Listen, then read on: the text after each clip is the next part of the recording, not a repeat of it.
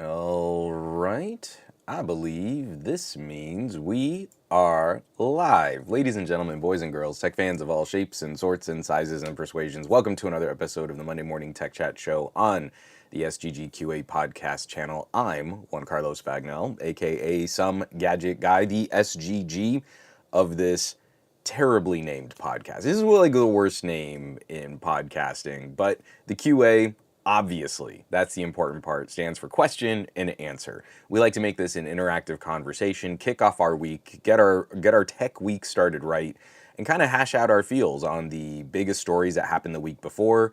Maybe some news broke over the weekend. We like to sort of man, and I was feeling so much better too. I have not been able to shake this cough, and I keep blowing out my voice. But we like to get a feel for the top tech stories and what's going on, and not just knee-jerk react to the headlines, but kind of follow up on stories as they kind of develop over time. So I'm already seeing an incredible list of names here in the chat. We've been having a little pre-show conversation talking about some of the Google outages that happened over the weekend. Not going to be one of the main news stories that I talk about here. I was just kind of curious if anyone had the same experiences that I did, where I was getting texts and messages and RCS to my phone, but then nothing Google server side was working. So like I mostly interact with like my messages when I'm working. I mostly interact through a web browser, messages on the web, and none of that was working at all. It was pretty tough. So I'm seeing Pup on Tech, T-Buzz, Lampros, L thing. I think that's L, or is it Eli thing? I can't tell. J-Man 150 already after us to stay hydrated. We got Kapakash, we got David Lockwood, Vazikos, Gwendolyn just popping in to say hey. She's in listen only mode. Lampros, Bros. I know I'm missing Al Sabakli has kicked us off on the chat. And Pup on Tech, the only podcast that I listen to at 1x speed since it's worth it. That is maybe one of the kindest things anyone has ever said about my show.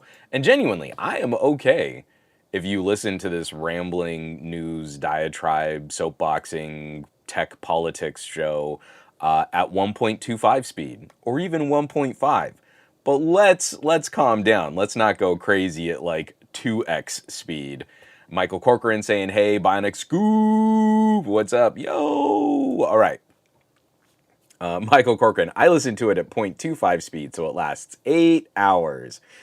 It is still, it's like I don't do it very often, but you've got to try it. Like, go to one of your favorite tech YouTubers, and play one of their videos, especially if they're one of those, hey guys, what's up? I'm totally animated, and this is my actual real personality, kind of like hype influencer, and then kick down the playback speed to like half speed, and no one sounds sober when you play back their videos at like half speed. Even 0.75. It is hilarious how we all sound incredibly intoxicated when you take our normal patter, our normal speech rhythms, and then stretch them out. So I don't recommend listening at 0.25 speed for 8 hours a day. I feel like I don't think I would be a fun listen, but catch one of my videos, kick it back a little bit, and it's like almost perfect. You can't act drunk as well as you will sound drunk if you just slow someone down. It's so funny. Oh man, Flying Squirrel. This is the unintended consequence. I'd never even considered this. Flying Squirrel says, I had to stop listening to podcasts at 1.5x speed because it was elevating my heart rate and triggering anxiety. But I totally believe it. Again, we're used to certain kinds of interactions with people as we're talking through stuff, and someone who is aggressively dumping information and talking at you at an accelerated rate, I totally bet that someone could have kind of a sensitive reaction to that. So, as you can hear, my voice is still not completely recovered. I'm worried. I've got an appointment scheduled. I'm worried that this cough has lingered for so long that maybe I have some kind of like summer walking pneumonia or something like that. I have this little rattle in my chest that I cannot shake. And I don't think it's going to be something where if I take antibiotics, it's going to clear up. So I've got to get someone to go and listen to my lungs. TMI. Haha. But we're going to try and condense the show. We've got a couple news topics that I really want us to just keep an eye on. So we're going to do that news blocky thing. And then I want to spend a little time just chatting about some of the recent exciting developments in Android tracker land, where I am so viscerally disappointed in tech journalists right now, where the AirTag comes out and everyone goes nuts and everyone goes crazy. Over a year ago, Google announces that their network is gonna launch. Apple completely smothers that launch, but it's here now. And you've got guys like Mishal going, "Hey guys, check this out. Does it hit your phone? What's going on?" And it gets like a like. And you're like, no, no, no, no, no, no, no, no. The world's largest collection of operating system devices is about to start tracking location on these little tracker tags. And while we were crazy excited about Apple's tracker network, can we at least spread the news that Google's network is going live? And it's these half-hearted like, okay, well, I got a Chipolo and it's basically the same thing. And not super thrilled with my tech brethren right now. This is a major consumer education situation, and also just something that a lot of us have been waiting for over a year now. And it would be nice to, I don't know, talk about it. From Nick Fell, lingering COVID. I had a cough for 2 months after I last had it. So, I don't know if maybe somehow I got COVID. To date, I've tested twice over the last 3 weeks and still shows negative. And I don't know if I just have old tests or maybe the tests aren't accurate. It's another reason why I want to go to the doctor. But nothing is shown. I have never tested positive. I don't know that I haven't gotten COVID, but I know, and especially in our household, because both my wife and I are immunocompromised, both my wife and I test pretty aggressively. You got the sniffles? Well, let me go get you another test. We've never, Marie has tested positive once, and we immediately sequestered her into our bedroom for like well over a week until she was not testing positive. And then I've never tested positive. Lex has never tested positive.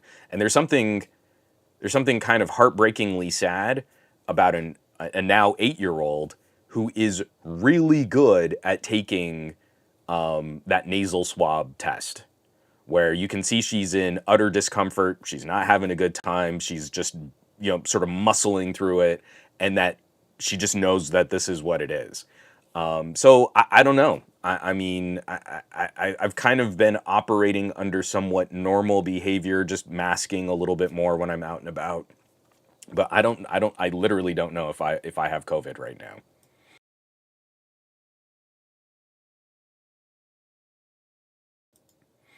Oh, and Jojo the Techie saying, hello all. Diago, does the Google ecosystem sell ads? No, it's a pass. And I don't know if y'all have been feeling this like I have, but it really does feel like a whole chunk of enthusiasm, like mobile tech especially, has completely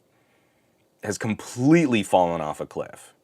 Where you used to be able to count on some regular traffic for certain content creators, for certain reviewers, and then for certain topics, that now it's like your video or your article is killed before it ever has a chance to find anyone, if it's not just the trendiest of trendy talking points. Now, this is something I've been talking about in my podcast for a while, so I'm kind of repeating myself here, but it feels like we've entered another stage of it. There are so many of these videos, like I did the video on the rugged laptop. There used to be a time where this is not a consumer-facing device, but I used to be able to make like Panasonic Toughbooks. Well, Panasonic is a little bit higher up in search than GTAC, the company that I just reviewed. But the idea is there are people out there who would want to see a video about a rugged laptop. And now, if I do a video on a rugged laptop, but it's not the most popular rugged laptop, it's dead. That video tanked. It like got, I don't even think it's broken 1,000 views. On a channel with 170,000 subscribers, it has not broken 1,000 views. I feel like less than 1% of my audience would be interested in seeing someone hose down a laptop in beautiful 4K 120 frame per second slow motion. I think that's interesting content. Nothing. Crickets.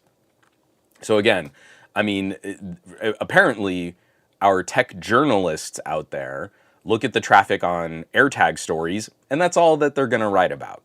So this is what I mean. Like again, if you don't go out there and support the channels and the websites and the editorialists, if you're only kind of scanning headlines on social media, this is how lopsided, how incredibly lopsided the view has become.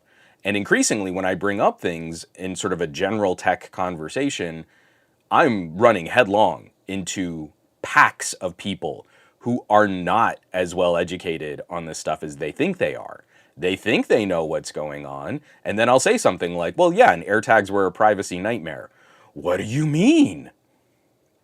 Well, where have you been for the last 3 years?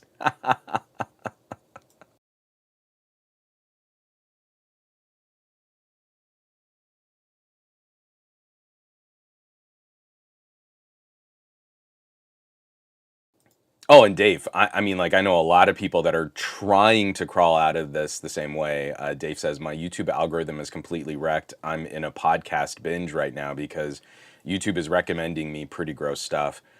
And again, it's like this desperate knee-jerk search reaction.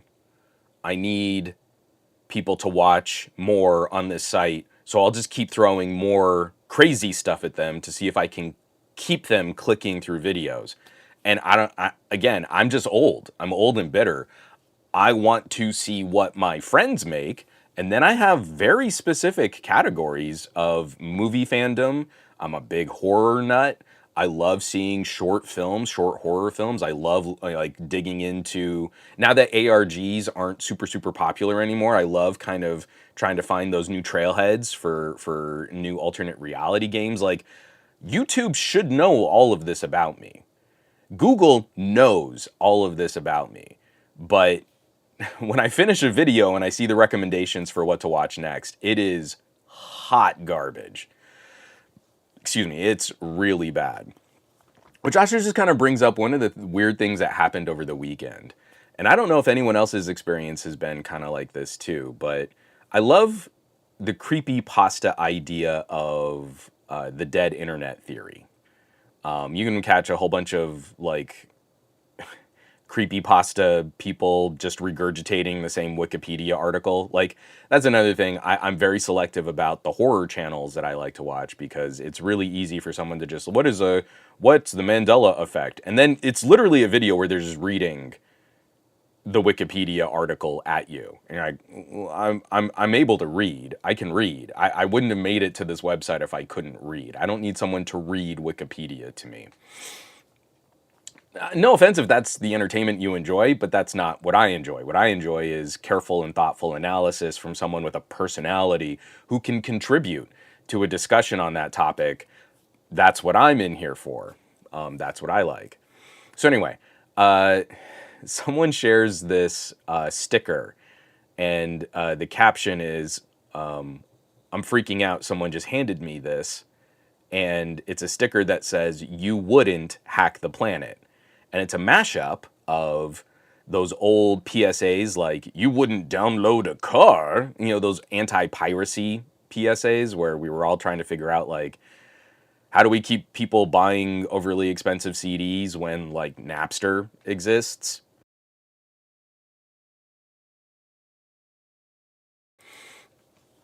And of course, that's a mashup with that and the infamous catchphrase from the 90s film Hackers, hack the planet. You've got acid burn, like, oh. So I reply with the canned FBI speech. I can't remember the name of the actor. I think it's Wendell.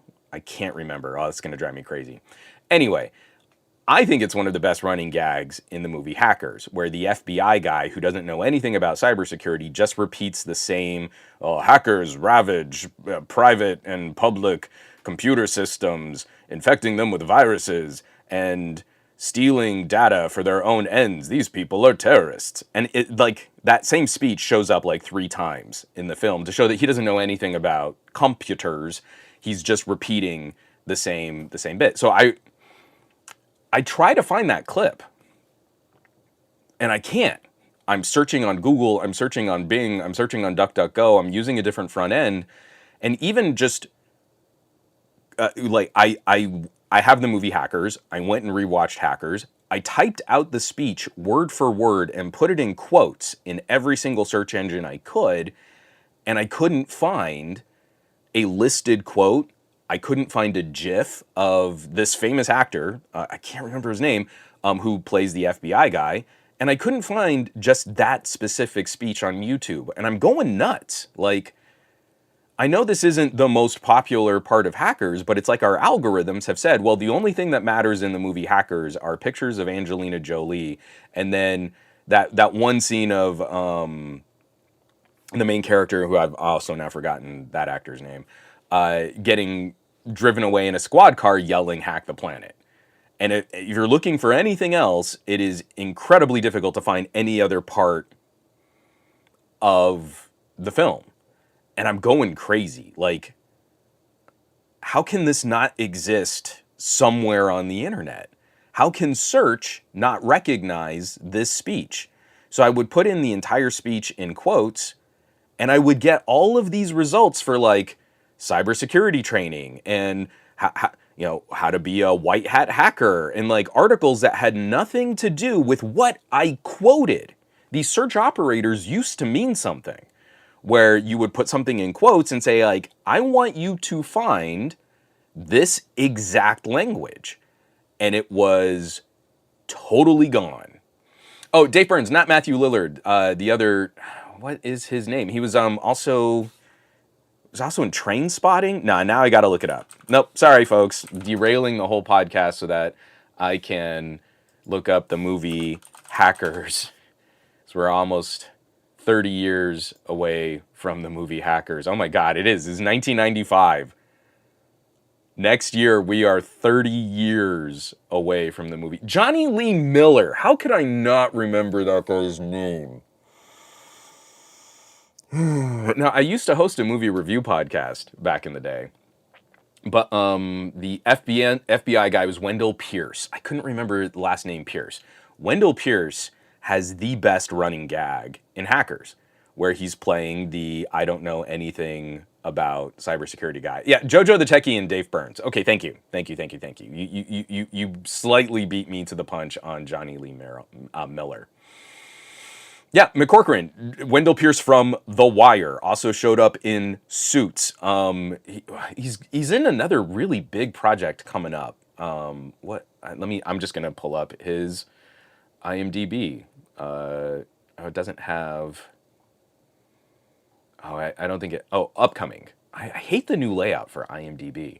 He's Perry White in the upcoming Superman. I remember being like, yes, Wendell Pierce is exactly the kind of energy I would want to see for a Perry White. Spot on. I'm super stoked for that. So anyway, just in kind of tying together all of these random thoughts before we kind of knock out a little housekeeping 20 minutes in. I ended up having, so I reply on, this is on Mastodon. I reply on Mastodon and I quote the speech and I literally hand type it all out. But I can't find a GIF of Wendell Pierce as the FBI guy as part of that speech. So I post that, and then a bunch of really young people on Mastodon are like, what does this guy mean? Oh, he's just some dumb tech bro. oh, he's you can't expect any good takes. I went through his channel and he's got a whole bunch of like crappy memes and stuff. And it was like this beautiful moment of old meets young, where after they go like 2 or 3 rounds, I've gone. Damn, I couldn't catch that cough. I've been going crazy, so I actually cut the scene in video. I dump hackers into DaVinci Resolve just to. I need this clip to exist somewhere on the internet. And as I'm cutting it, a bunch of people like it's not that they're coming to my rescue. It's that they're like, "Hey, listen, dumb people who haven't seen the movie Hackers. It's a line from the movie. It's a joke."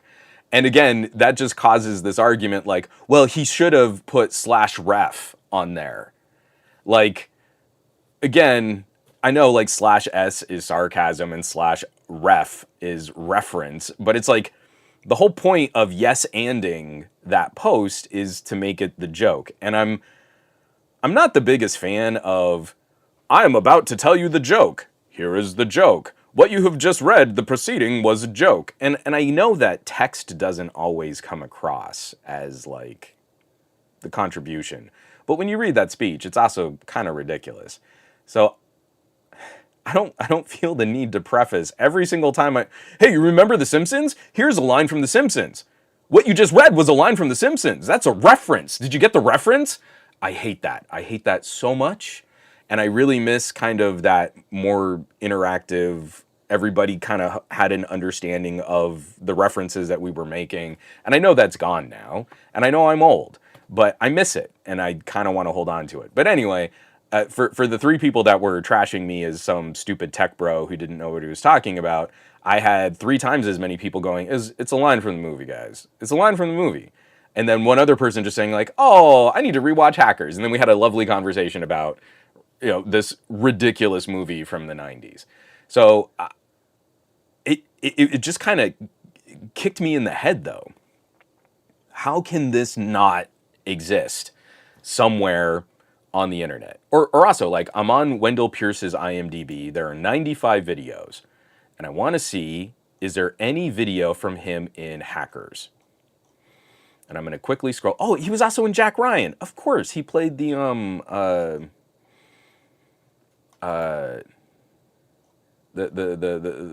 was it FBI or was it CIA? It was CIA in Jack Ryan, right? Anyway, he played the handler. There's a clip of him in Parker, in 4, in The Odd Couple, 1994, It Could Happen to You, and then The Wire. There is no clip on IMDb of Wendell Pierce in Hackers. How can this not exist? I swear I've seen like YouTube clip of that speech, but it must just be in my brain because I literally cannot find this anywhere on the internet. And this has been like one of my all-time favorite movie quotes. Like, as a dumb kid in college, I had another nerd friend where we would just regurgitate that speech anytime we would talk about computer stuff. Someone would be like, oh yeah, I just downloaded this album. And then we'd just dump the FBI speech. Well, I don't know if I don't think that's a dope thing to be talking about there, friend, because you see Hackers. And then we'd go into this. I don't get it. I don't get it. You can find the entire movie Hackers split up in chunks. Like, if you go to YouTube and you search for Hackers, you can find people who have uploaded tons of big pieces of the movie. But these individual moments, if it's not Johnny Lee Miller, hack the planet, or some of the actual hacking sequences at the end where they're going after the mainframe, like, type cookie, you idiot. Like, yeah, okay. But anyway, I need to let it go. But it was this crazy, like, generational conflict moment on Mastodon, which led into this, like, dead internet theory smacking me in the face. And how shocking it was to me that I could not find something on the internet. And when I searched, every single search engine completely failed to find the text of this scene. typing it out verbatim in quotes, it still wouldn't pull it. I can't believe it. So I mean, I'm getting some. It must have been like when Viacom pulled comments. Flying Squirrel said could just be aggressive DMCAing. Search for hackers. Find all kinds of stuff from the movie Hackers. You can find Johnny Lee Miller stuff. You can find Matthew Lillard stuff. You can find Angelina Jolie stuff. You can find what's his name? Fisher? No, Parker. Now, damn it! Now I'm completely forgetting people's names. This is terrible. I used to be a walking IMDb, and I'd have all this stuff. Fisher Stevens. You can find a bunch of these things. You can even find a GIF of the Da Vinci virus, which looks like Gavin Rossdale. Like, all of that's there. Try to find a specific clip of Wendell Pierce, an incredibly famous performer, and it doesn't exist. So anyway, I'm gonna take a little drink of coffee here, and we're gonna knock out some housekeeping, and I'm gonna cough a little bit more. It's great. It's great. I'm not going crazy. I am just super paranoid about the death of the internet because it's real bad. There you go.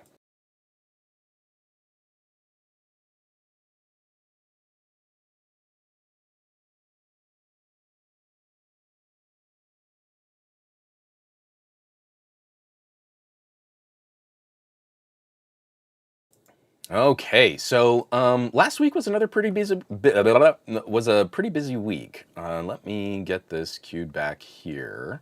So we did our pajama podcast last Monday, and then I published this, which I'm still shocked has not been a bigger story. I just did it as a little Instagram, a little Instagram reel, YouTube short. And a Samsung scummy repair contract forces shops to destroy your phone. And again, there apparently is just no money in reporting news on the biggest Android manufacturer. There's like no traffic on this. There's very little commentary on this. We've seen a couple of outlets just publish a very simple, like, well, we're reporting on this in Samsung, and they dropped their contract with iFixit, and repairs are bad. And like, this needs to be a bigger deal. We freaked out when LG put a sticky adhesive on their batteries, and you had repair guys out there talking about how, well, I would never buy an LG now that we know they use glue on their, look at how dangerous this is. And then literally that same generation of Samsungs did the exact same thing. And it was everyone tripping over themselves to be like, oh, well, all you need to do to get off this glue is use this kind of solvent, and then it's totally fine. It's totally fine that Samsung did the same thing. Now, we'd never recommend you buy a phone that has a glued-in battery, but when Samsung does it, it's okay. It's fine. I mean, don't recall how Samsung phones used to explode because of the battery. It's okay that you have to pry this thing out of the frame of the phone and bend the battery pouch. It's okay. It's different when it just hits different when Samsung does it. Oh, Jojo the Techie. Yeah, I noticed that. I reported on it, and the comment section became a Samsung versus iPhone fight scene. And so I feel when you go soft on Samsung, I'm not saying you did, Jojo. I'm just saying when tech journalism goes soft on Samsung, we need to make it unequivocal. Is that the right word? I don't know if that's the right word. It's bad. It's bad when Apple does anti-repair stuff, and it's bad when Samsung does Apple anti-repair stuff, and especially when Samsung kind of copies Apple into bad stuff. And there needs to be like no breathing room. But of course, if you criticize Apple too much, then you don't get access and you can't report on their products, and you won't get all those tasty early clicks when a new thing comes out. Or maybe, you've got an interview lined up with Craig Federici, and you can't do the interview with Craig. Unfortunately, you just have to reschedule because they only want to talk to people that are interested in talking about exactly what Apple marketing wants Craig to say. And, just that energy. They're looking for that positivity. They're not looking for, the hard questions or anything like that. It's really about the fans. It's really about the users. And so, Dave, but Craig is super hot. I wish I had his hair. You can't you can't push back against that. And if your comments become ultra toxic like that, then to me it really means there's a missing part of the editorial on a story like that, where we should be able to say this is really bad. You don't have room to make like Apple's worse or Samsung's worse. Samsung is literally commanding third-party repair shops to disassemble and destroy phones that have non-Samsung parts in them. Period. Full stop. End. That's bad. Why can't we just say that's bad? And it's all because of this ginned up, algorithmically driven. Samsung knows how to prey on people that define their personality by what products they own. And that's where we get stuck in not really being able to have discourse on this. We're pretending that Apple and Samsung are competition when those two companies are aggressively trying to copy each other for anything that they find successful. And more recently, it's been Samsung copying Apple more than the other way around. I did get this published publicly. The OnePlus 12 camera conclusion is live. And again, every now and then you still run into a tech reviewer who can't seem to get good pictures out of a OnePlus. And basically they're telling you that they are terrible photographers because the cameras on OnePluses have been straight fire since the OnePlus 8 Pro. I mean, just incredibly competitive. So I got some really good shots in this video just to kind of share. And also, like, take a look at how it's very similar to the significantly more expensive OnePlus Open. And then I did another little short talking about Apple partnering with OpenAI. And again, a lot of people just did not want to hear that Apple was in bed now with the company most aggressively ripping off content on the internet. Everyone wants to still say, oh, but Apple is a privacy company. And you're like, no, they can't be. They can't be if they're in bed with OpenAI now.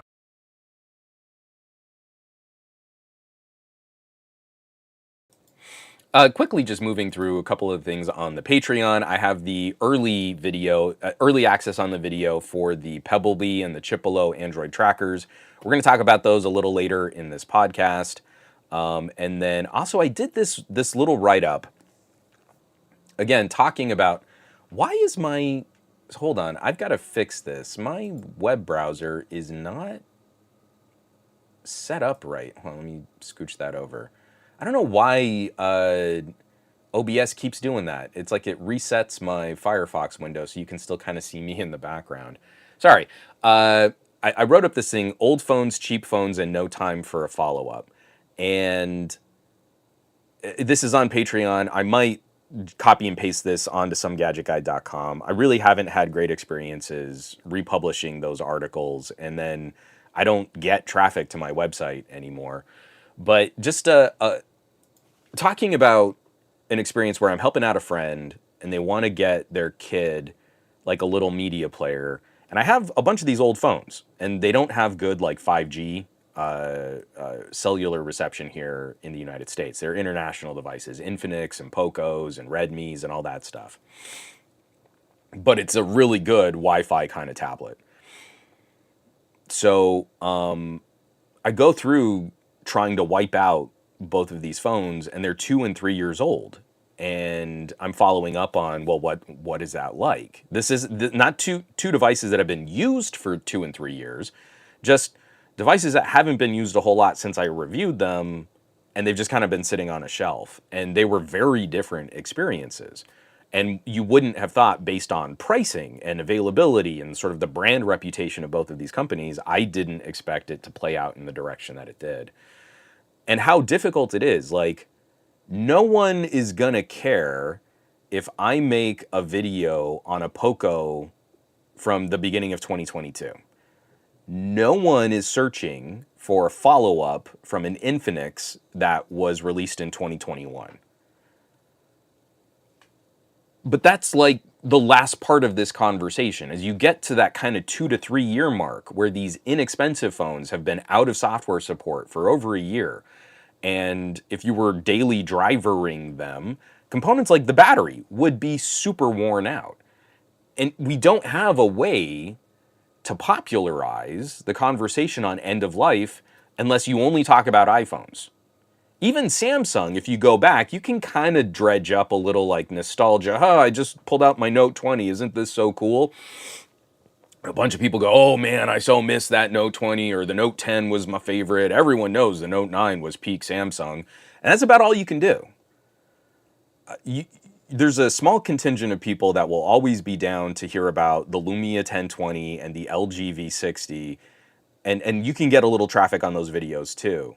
But if I want to talk about how poorly my Moto Edge 2022 has aged, there's not a lot of audience for that. And that's important data to kind of reference to say, well, do you want to buy Motorola in the future? Maybe you do, maybe you don't. Let's talk about last year's Sony. Let's talk about Sony from 3 years ago. Like, there's no way to do that. I can't spend that time making those articles and making those videos because that's time that will never monetize. And like, I still got to put food on the table and I still got to cover the mortgage here. So I guess anyone who bought those phones, sucks to be you. I can't tell you what my experiences have been and whether or not you should consider shopping those devices in the future, or if the manufacturers did a good job supporting them, anything. Like, there's no way to contribute to that. If I want to pull out an iPhone SE 2020, I can get traffic on an iPhone SE 2020. The YouTube algorithm would love that.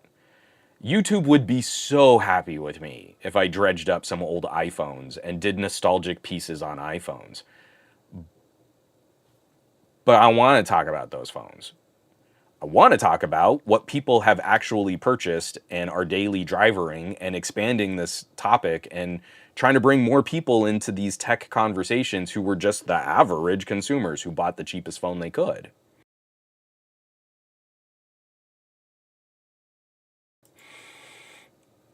So it's really tough. I mean, it's really demoralizing. Like, when you're trying to produce some good content, and I like the most important after the launch and after your first impressions and you do your week one review, one of the most important things we can talk about is the end of life. Like, can you get it repaired? Can you get it a new battery? What can we do here? And unfortunately, there's just no way to make money on that. And I don't want that to be the thing. But it's also just that BS where it's like, of course, like, if a channel has like 10 million subscribers, well, I mean, they earned it and they deserve that and they know how to play the game and they've got the hustle. We really respect the hustle. So they get all the tastiest parts of the new device conversation. And because they've earned it. And then everyone else is just like, well, I mean, but you can totally talk about those other weird and wacky and less popular things if you want to make garbage for your channel, and how tech enthusiasts support that. Like, encourage it. And you're like, no, but that's the real stuff. But nope, YouTube decided that it's no longer popular enough to talk about. So, I mean, we'll like kick your channel a couple hundred views, and that's pretty neat. It's great.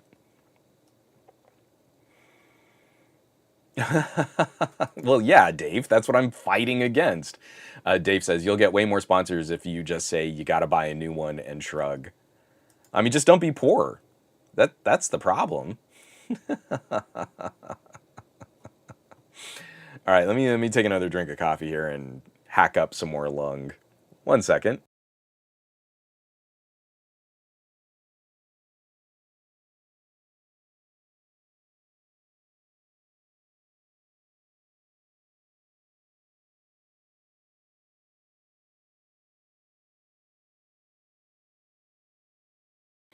Okay, so everything we're going to be talking about this week, all of the housekeeping, all of the show notes, everything's going to be available on somegadgetguy.com. All the links here, and these are links that I really hope you'll check out. I don't just bring the stuff up to talk about it. I'm not the final word on these conversations. None of these things are done. They're all continuing news stories that evolve over time. And if we don't stay we don't stay apprised of these political and these social policies and things like that, really bad things happen and they get out of control really quickly. Case in point, this is one that I'm very disappointed in. I'm not going to spend a ton of time digging through this article. I don't think the CNN article is super well researched, but there also just wasn't a lot of chatter on this, and I thought it was kind of a big deal. Written up by Brian Fung on CNN. I think this is just CNN.com, not CNN Business. FCC ends affordable internet program due to lack of funds.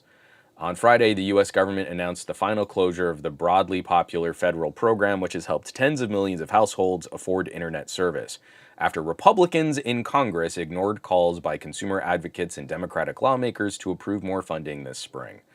The program's lapse threatens to throw nearly 60 million Americans into financial distress. Now, I'm going to give you guys a peek behind the curtain. Give you folks a look at what it is that I try to do with these stories. My family heralds from New Mexico, especially some smaller towns in New Mexico, like Los Lunas. My wife's family lives in Gallup, New Mexico. Both my wife and I, we went to school in Albuquerque, New Mexico. Pretty broad city, but low population.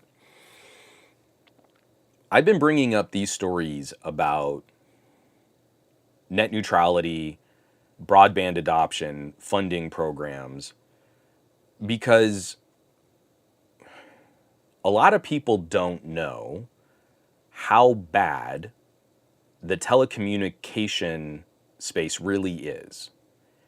If you're privileged enough like I am to live in a decent neighborhood where you can at least get a Comcast or a Spectrum-like cable broadband, your upload speeds are garbage, but you can still watch the Netflix.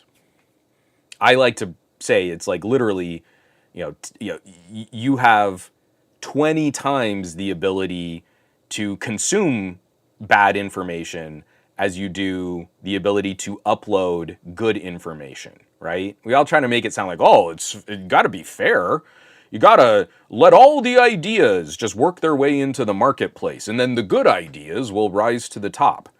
But if you live in a cable broadband area, you can consume 20 times the amount of bad information than you can fight bad information with good information. That's how lopsided this literally is, down to just the most basic data infrastructure. And that's if you're privileged. That's if you're lucky to have a big enough market that a massive broadband provider will actually give you the copper to download that speed. We do not get to hear from all the people who aren't that privileged. Those voices are not a part of this conversation. And I try not to tell their stories because I am not the right messenger to tell you the stories of people who are struggling in downtown LA. I am not the right messenger to tell you the stories of people who are struggling in rural New Mexico or Appalachia country or in the Deep South. That is not my job. I'm not going to be good at that job. It is my job to support programs and initiatives that make these data connections more equitable, to bring more people into data connectivity of the 20th century, let alone the 21st century, and to help supply them with the resources where they can create their own megaphone and tell their own stories. It is the year 2024. And if you drive through Arizona and you do a stop off in Gallup, New Mexico, you will see a disparity between wealth and poverty. There are still people living out on the res that cannot count on running water and electricity, let alone $1,000 smartphones. And how will the average consumer use a Galaxy S24 Ultra? Those people don't exist, and you never get to hear from them. They are not a part of a 21st century conversation. They are not a part of a 21st century economy. And we're acting like there's some meritocracy. Well, if they just pulled themselves up by their bootstraps and worked harder, population density's too low. Companies don't care about rolling, not fiber, let alone copper or DSL. Can't even run phone lines out to places that don't have reliable electricity here in the United States of America. You're not going to build 5G towers outside of the one strip of the freeway where people are going to drive. Go 2 blocks off that freeway and see if you're really still getting them fast 5G speeds, which are really still just LTE speeds, which are really just the same kind of data connection we've had since the days of GSM. It doesn't exist. So when these stories pop up and the FCC is like, hey, the FCC is not this evil, terrible government organization that's going to hammer all of your liberty and all of your freedom and tell you what you can and can't see on the internet. They can't afford, they can't approve their own funding to help reduce, not even offer free broadband, just reduce the price of broadband for the most vulnerable citizens of the United States. The poorest people who are driving their kids to McDonald's parking lots to piggyback on the Wi-Fi so their kid can do some school. The FCC is not a terrible, scary, authoritarian commission under an evil socialist dictator. They can't get their own funding. They are reactionary at best. When something horrifically terrible happens with television, radio, or internet, they can limp into the scene and go, that's bad, we're going to have to give you some fines. And then our lawmakers argue about whether or not the FCC should have the authority to deliver those fines. And we see this perfectly in a story like this. This program was not expensive. When I pay tax dollars as a Californian, we get $1 back from the federal government for, I think it's for every $2.50 that California sends to the federal government. That makes me viscerally angry with all of the things that we need to fix here in California. But I would still want to do that as an American if I could count on my tax dollars going to improve roads and bridges and infrastructure, where we have lots of jobs for people in improving our roads and bridges and rail. That would be great. I want my tax dollars going to improve medicine and medical care for people across the country. I want my tax dollars going to improving schools. And I want my tax dollars going to fair and equitable broadband distribution for people you don't know don't have broadband because they can't join this conversation. And it's just soul-gutting to me that a group of people, and especially the group of people that sat on this and prevented the FCC from getting this funding, are often the lawmakers representing the people most disadvantaged by killing these programs. But you'll never get to hear from them. You'll never get to know that they're hurting and they need help because they don't have a megaphone. They don't have a microphone. They don't have a webcam to just pop up and say, hey, this hurts and we need a little help. And that's supposed to be what I'm paying into when I have to, as a freelancer, have to file my quarterly taxes, and a big chunk of what I earn gets sucked up by this system. So I'm really not happy about this. It's another one that, if you're inclined, sharing on social media means nothing. Talking about this stuff on Twitter is not going to change anything. But I've written to my local elected officials, and I hope that if you would be motivated to tweet about this, instead of the tweet, copy and paste what you would have tweeted and send it to your congressperson or your senator.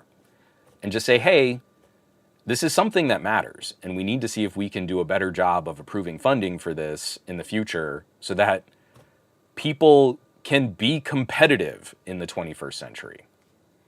And Dave Burns, absolutely spot on. Call your reps. It's just, it's exhausting. It's really exhausting. We elect these people to handle this kind of stuff, and instead, we have to play this popularity game of whether or not this is going to influence me to vote for someone else. And I hate it because it's not what we should have to do, but unfortunately, it's what we have to do.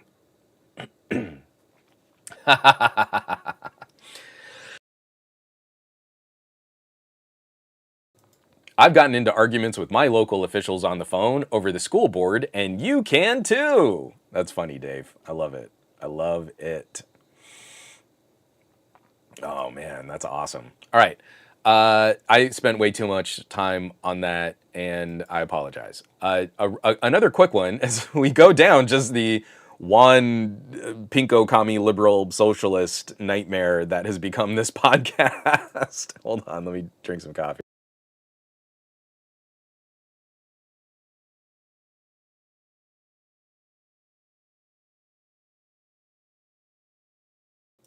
Whew, that one hurt. This one coming straight from Reuters. Let me pull. I should have pulled this up instead of letting you guys watch me cough. Samsung Electronics Union threatens first ever walkout this week. National Samsung Electronics Union, which has about 28,000 members, or more than a fifth of the company's total workforce, said it will stop work for one day on June 7th as part of a broader protest measure. So this is I'm going to hyper condense this. I think you should read up on Reuters. I need to pull this up. Oh, did I turn off? Let me see. So I was originally going to bring this up from a Tom's Hardware link, and then someone on my Discord pointed out that the Tom's Hardware link is like, well, we don't know why these people would be striking. And you're like, well, it's probably because Samsung isn't negotiating in good faith. I don't think it should be that hard. So yeah, I was originally going to share the Tom's Hardware. I would instead read the Reuters link that was shared from Pakistan. I think I'm mispronouncing their name, but shared this, and I got the Reuters link from them, and just it's a more concise article with less editorializing about, well, what could be so bad about Samsung, and instead just brings out Samsung is trying to lowball their offer, is not delivering a counter offer to their demands, and the union is like, well, that's not negotiating in good faith. We've offered up this and we want this, and now you come back to the table with another offer, and Samsung's like, nope, guess not. And now the entire thing is falling apart. This would be huge. In an era where Samsung Semiconductor is already struggling, has lost Qualcomm as one of their top customers, is like trying everything they can to catch up to TSMC's technology, even losing a day on the production line is going to have a huge ripple impact on what the sort of JIT, just in time component delivery system that we've created. Let me get some water. Hold on one second.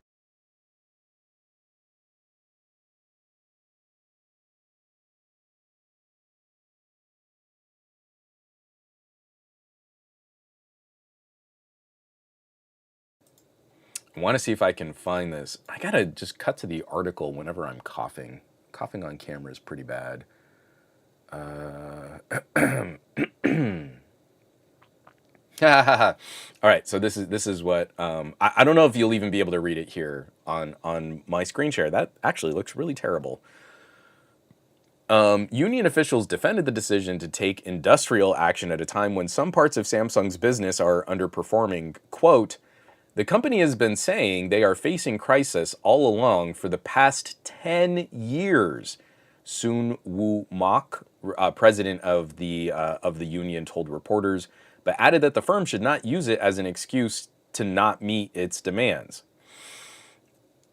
The internal conversation at Samsung Semiconductor is, we've been struggling for a decade, and the people that are working their lines can't get a good counteroffer to their demands. Now, I'm no business genius, but if you've been telling your employees for 10 years, oh, we're really struggling, maybe you're not good at the business. I don't know what kind of capitalist, libertarian, bootstrapping fantasy you're trying to imbue here, but if you keep going back to your workers saying things like, we can't cover cost of living, we can't cover inflation, we can't really give you raises, we can't give you any of these benefits, for 10 years we haven't been able to succeed, then maybe it's not the union that's the problem. Maybe it's not the employees that you're underpaying that are the issue. As so many of these conversations have gone, where I absolutely adore like individual divisions within these massive tech conglomerates, almost to the letter, with almost no deviation in the strategy. I can adore what like the Surface team is doing at Microsoft. I feel there is a crisis of executive leadership at all of these massive tech companies, Samsung included. They don't seem to have the vision and the executive leadership to really usher Samsung into the next phase of their businesses and strategies. And instead, they're trying to make their phones cheaper. And there's a rumor that like the next Samsung Fold isn't even going to have Wi-Fi 6E. It's just going to have Wi-Fi 6. That rumor tracks because Samsung seems to be trying to do the thing that Apple said privately. Oh, we made the iPhone too good. If only we could take technologies out of the iPhone, because average consumers don't know about all these things, and the stuff that we had from years ago is good enough. And now Samsung looks like they're just going to do that. Why do you need Wi-Fi 7 in your $2,000 folding tablet phone? Oh, you don't. I mean, most people only have Wi-Fi 5 and Wi-Fi 6 routers. Samsung is not leading the market. They're not a market leader. They are desperately trying to be the Apple of Android, and their semiconductor industry can't catch TSMC. It's so bad, companies like AMD are looking at what their resources might be. They're probably going to go TSMC. And then Intel Foundry might start fabbing ARM chips for suppliers. MediaTek and NVIDIA might end up doing business with Intel's Foundry to make their next generation of chips and partnerships. I don't think it's the union. I don't think it's the union asking for more than a 5% raise and better health insurance. I think it might be Samsung leadership. You know, I think it might be the executives, the people making decisions at the company. I don't know. I might be talking, I'm not a business genius guy. So maybe I just don't know what I'm talking about.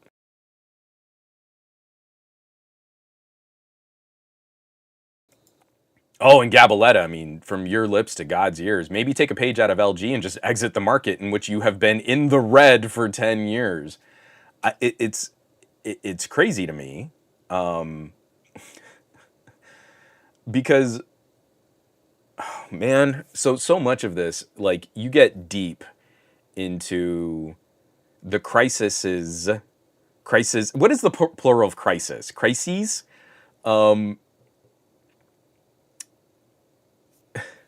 I don't want to like ruin this whole article. And again, like this, the Reuters write up here is so much better than the Tom's Hardware one. Analysts said the rise in union membership reflects workers' frustrations with a recent slump in Samsung's competitiveness in businesses such as high bandwidth memory chips and due to legal issues facing the tech giant.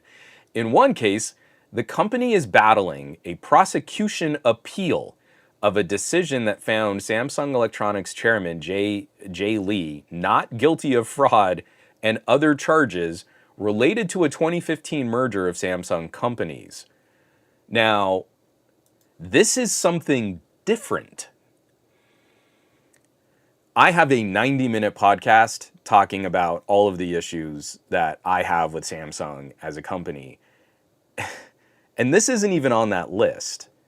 This is a different situation than what I brought up, where Jay Lee was in prison for leading the bribery of the president of South Korea.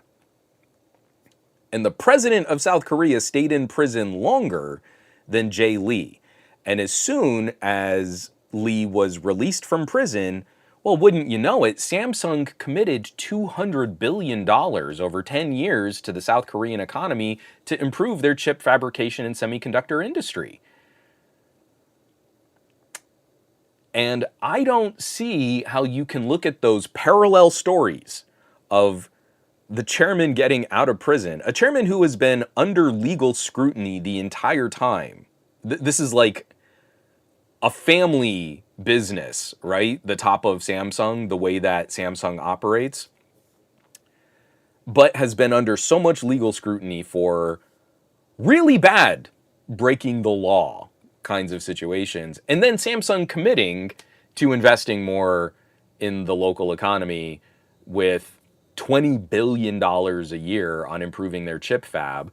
And for the last 10 years, their semiconductor industry has apparently been struggling so much that it can't keep pace with inflation and pay their workers better. To the point where those workers unionized because of how uncompetitive Samsung has been. And we keep softballing Samsung as a topic in tech. Oh, it doesn't matter if Samsung demands that third-party repair shops destroy your phone if you replaced the screen with a non-Samsung screen. I mean, you shouldn't be allowed to repair your gadgets, I guess. How is this not so much bigger news? If you knew what kind of company you were doing business with when you went to go shop your next phone, would you choose the company that had to invest $200 billion into the semiconductor industry to get their chairman out of jail after bribing the president of South Korea? Or would you choose Motorola?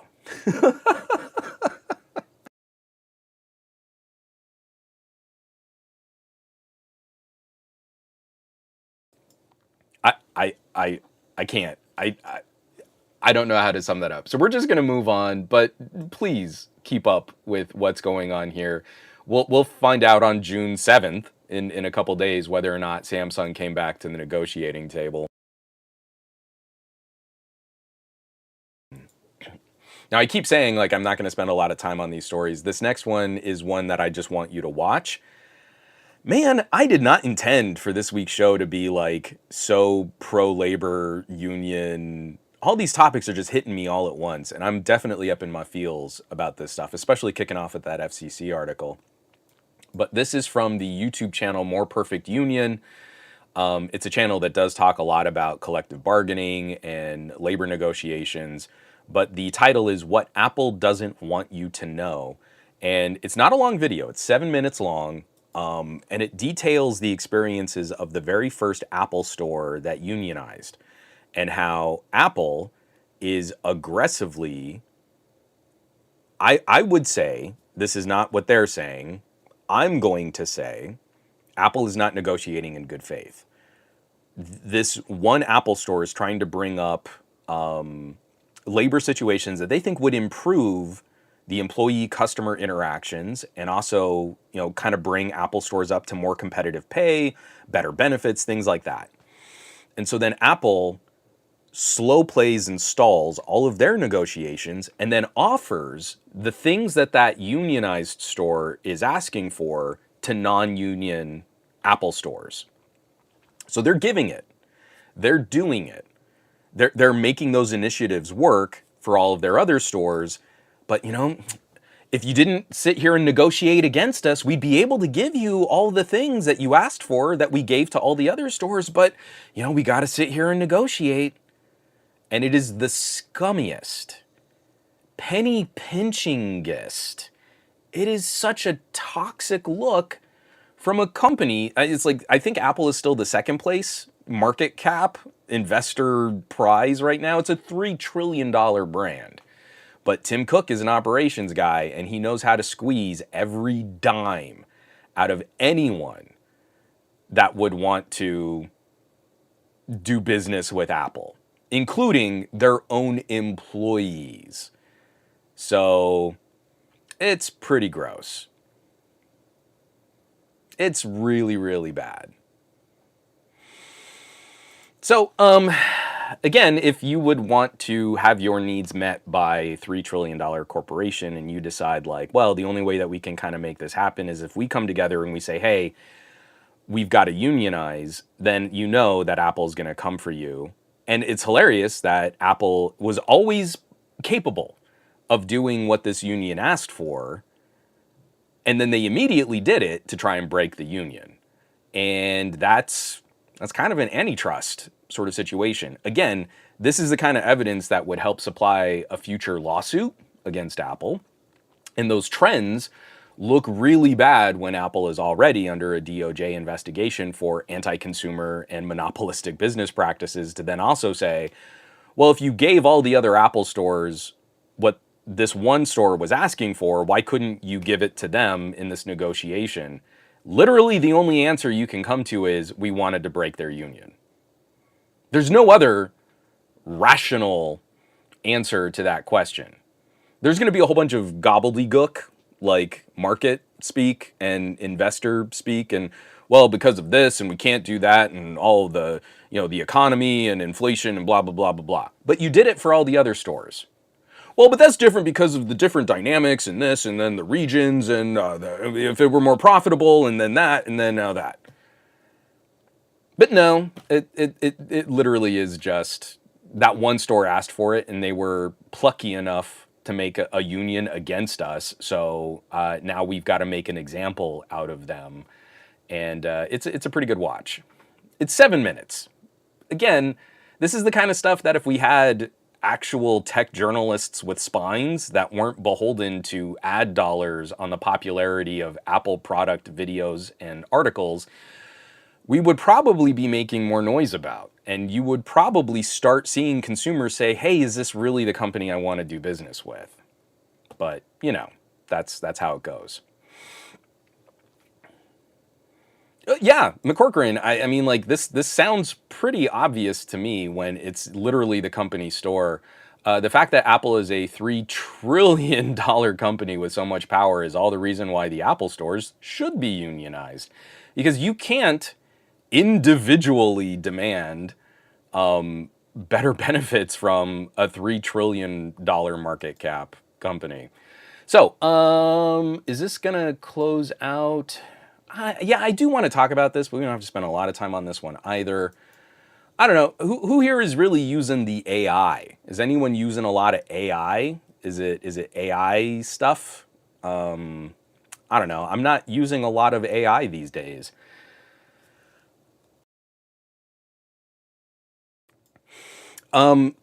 This is coming from the BBC about a study, and this is just a survey. It's not like an in-depth, detailed accounting of people's actual behavior. So you got to take this with a rock of salt. But from the BBC, written up by Tom Singleton, AI products like ChatGPT, much hyped but not much used, study says.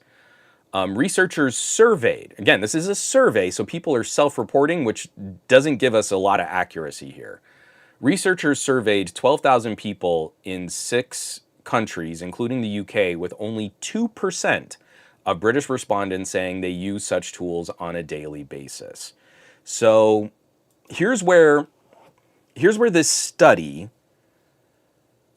this is why I really wish we wouldn't call surveys studies. I got into this massive argument with one of my psychology professors about how we use phrases like study and how we should call a survey.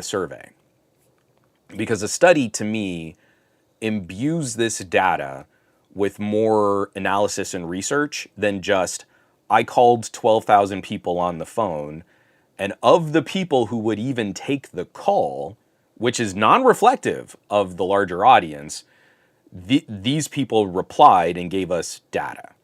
So you already have a bias in your study if it's just a survey by who would be willing to take the survey. People who are more willing to take surveys are a completely different subset than what you would expand and say is part of the national or the more regional conversation. Sorry, I'm getting persnickety about college from when I was 20. So 2% ain't great, though. I think one of the things that this study also overlooks is we won't have good data on whether or not those consumers were educated enough to understand if they were using AI systems or AI tools. And this has kind of been the insidious underpinning of AI as a market, where we're trying to pump this into chatbots for taking the first round of phone calls, right? Instead of going to your bank and being able to talk to someone, you have to go through a telephone prompt that is now AI powered. So does that count as you as a consumer using AI as a product? And I think a survey is way too simplistic to get a sense of, are you really using AI systems? Are you just using normal phone tree systems? Are you using this when you're writing an email? People don't know where this stuff has been cooked into the experience that they were familiar with before. And after a point, and we can get really pedantic, would you say that your keyboard autocorrect is an AI system? Because that's basically a language learning model, right? It's a small language learning model that corrects your spelling and sometimes can correct your grammar. So do we count that? Do consumers even know that that's like the grandfather of the current like AI prompt system that you use in Copilot is literally the autocorrect in your phone, which was based on a 1980s technology for helping Chinese tech consumers type faster, because of the way that Chinese characters are kind of created and organized in language. You would have to make these systems that would predict what the next character might be, and that is the evolutionary step that then brought us autocorrect for like PDAs and smartphones.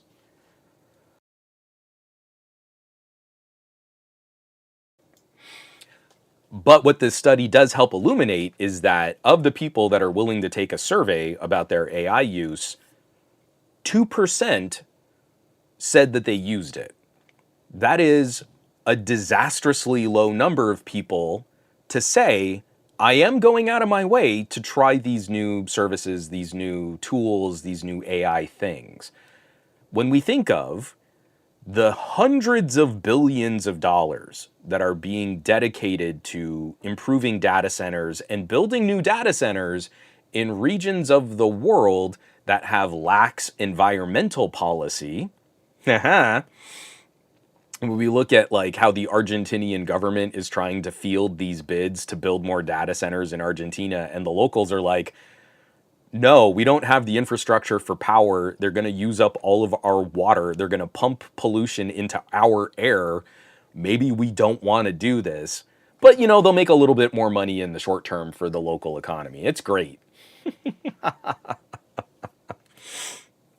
So you would hope, if AI wasn't a rug pull, if AI wasn't a kind of an investor bubble scam, you would think that on top of every Microsoft PC from the last year being an AI PC and Copilot being the branding of every new PC that's coming out, that AI would have more presence among general consumers for folks who would maybe want to try it or try to use it in a more interactive or consistent fashion. This survey is not indicative of how many people really are using AI tools, language learning model tools, and all of the sort of I need a better word because it's not AI, but it feels insufficient to just say language learning model. Anyway, that 2% is not reflective of who's really using them. It's 2% are aware or are going out of their way or are actively seeking out these tools. If AI really is the next big thing and investors are hinging so much of their investor bets on the future of companies that can deliver us the AI, that 2% is not looking good right now. You need more people interested in using this at scale so that we can justify the incredible amount of data center investment that needs to happen for the iterative improvements that come to these cloud-based language learning model systems. And I don't see it.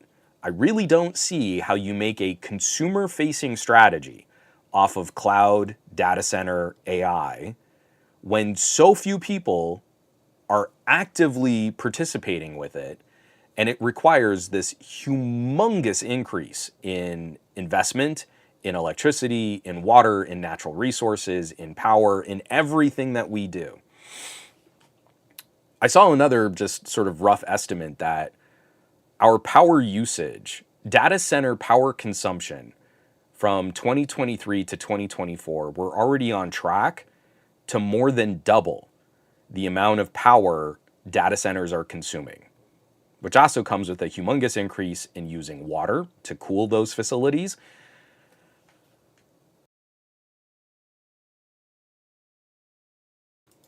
We're trying to pack more density onto all of those data center server racks, and now we're just having to build whole new facilities because we can't keep up with the incredible amount of energy it requires to field content that we don't really seem to enjoy.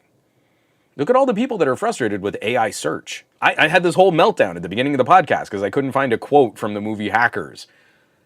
It's not making any of this better. It's ripping off content. We're seeing nothing but copyright theft of websites that actually made content, now just getting abbreviated, summed up, and served back to you in the search results page, to the point where it's also sucking up bad information from satirical websites like The Onion. Remember, you want to eat a small rock every day to stay healthy, said a geologist in an Onion article, and that was just copy-pasted.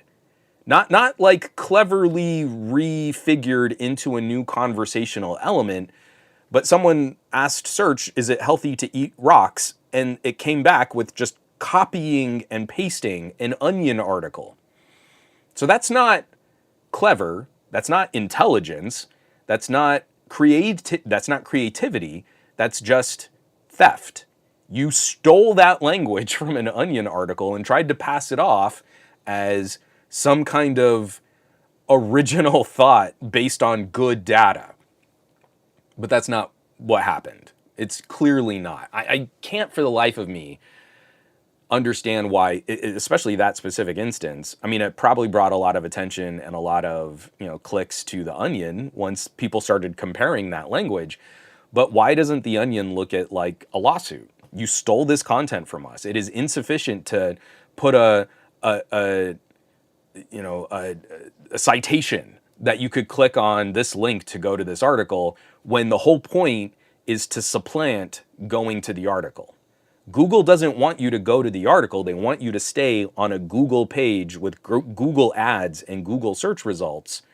So instead, they're just going to copy the information off of the page you would have gone to, and then you don't have to leave Google search. See, isn't that so helpful? Isn't that so convenient? That is illegal. That is, when we say things like, hey, this is fair use or copyright or commentary and critique, there's nothing transformative about just copying someone else's work and presenting it as your own language. That's not how this works. And a major aspect of fair use when it comes to documentary filmmaking and reviews on the internet is what you're making designed to supplant the original product. If you go on YouTube and you find an hour-long video diary review of a 90-minute movie, More studios should be arguing that that review exists in a way that will encourage people to watch the review more than consume the original product. Way back in the day, I actually had a massive philosophical problem with the Plinkett reviews on Red Letter Media. At the time, we were doing movies you may have missed, and we never did spoilers. We only talked about movies that we thought people really should see. Our tagline was, "What is your favorite film that none of your friends have seen?" And we tried to craft commentary that would encourage people to go out and seek the film, because a lot of these were also rare movies that were hard to find on streaming and on DVD. These movies disappear if they don't get purchased. But the Plinkett reviews really rubbed me the wrong way, because they were called reviews, but for a lot of people, you could watch the review and then never feel like you needed to watch the movie that was the basis of a 90-minute documentary video diary review. It's not a review if it spoils every plot point and you could watch it instead of watching the original movie. Now, obviously, you get more entertainment value out of a Plinkett review if you have seen the original movie, but that to me is passing the line of what is fair use. It's not transformative in a sense where you're creating something new out of it. Your commentary is focused on that actual thing, and it kind of supplants watching the thing instead. If you saw the first Star Wars prequel, and then you decided, hey, that's not really for me, and then you just watched the Plinkett reviews of episodes 2 and 3, and that confirmed your idea that you didn't like this new prequel trilogy, then that is exactly what we're trying to protect against in fair use. We're trying not to stop viewership of the original by creating a review that supplants the original. Okay, so that's enough rambling here. Hold on one second.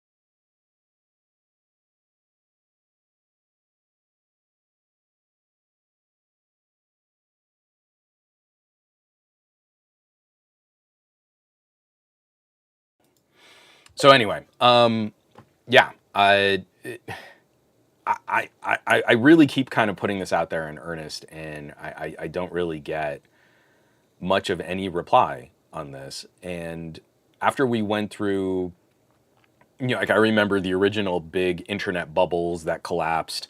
We had a lot of investor money on like pets.com and stuff like that. And then we went through this rise of cryptocurrencies, and there were really good ideas in there. I was really hyped on what something like a Bitcoin could maybe do, again, especially in areas where like the banking infrastructure was insufficient to really help people. I did like some of this conversation, some of this this market pushback against the evil banking industry. Like, that resonated with me.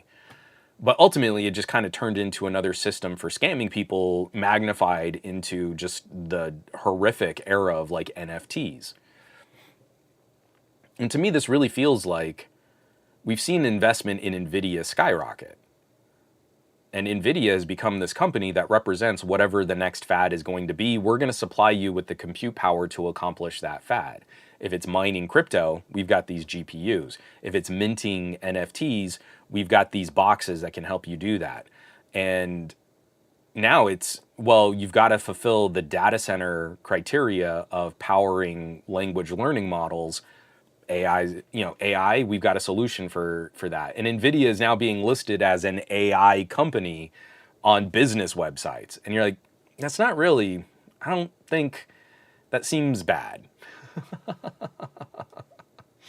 So again, this survey is problematic in how it's being called a study.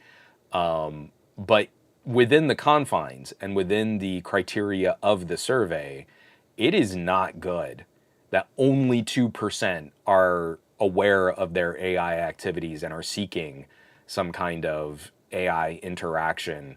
If AI is a real thing and investors are putting money into companies on AI, those are rookie numbers. You got to pump those numbers up. This is looking pretty dire.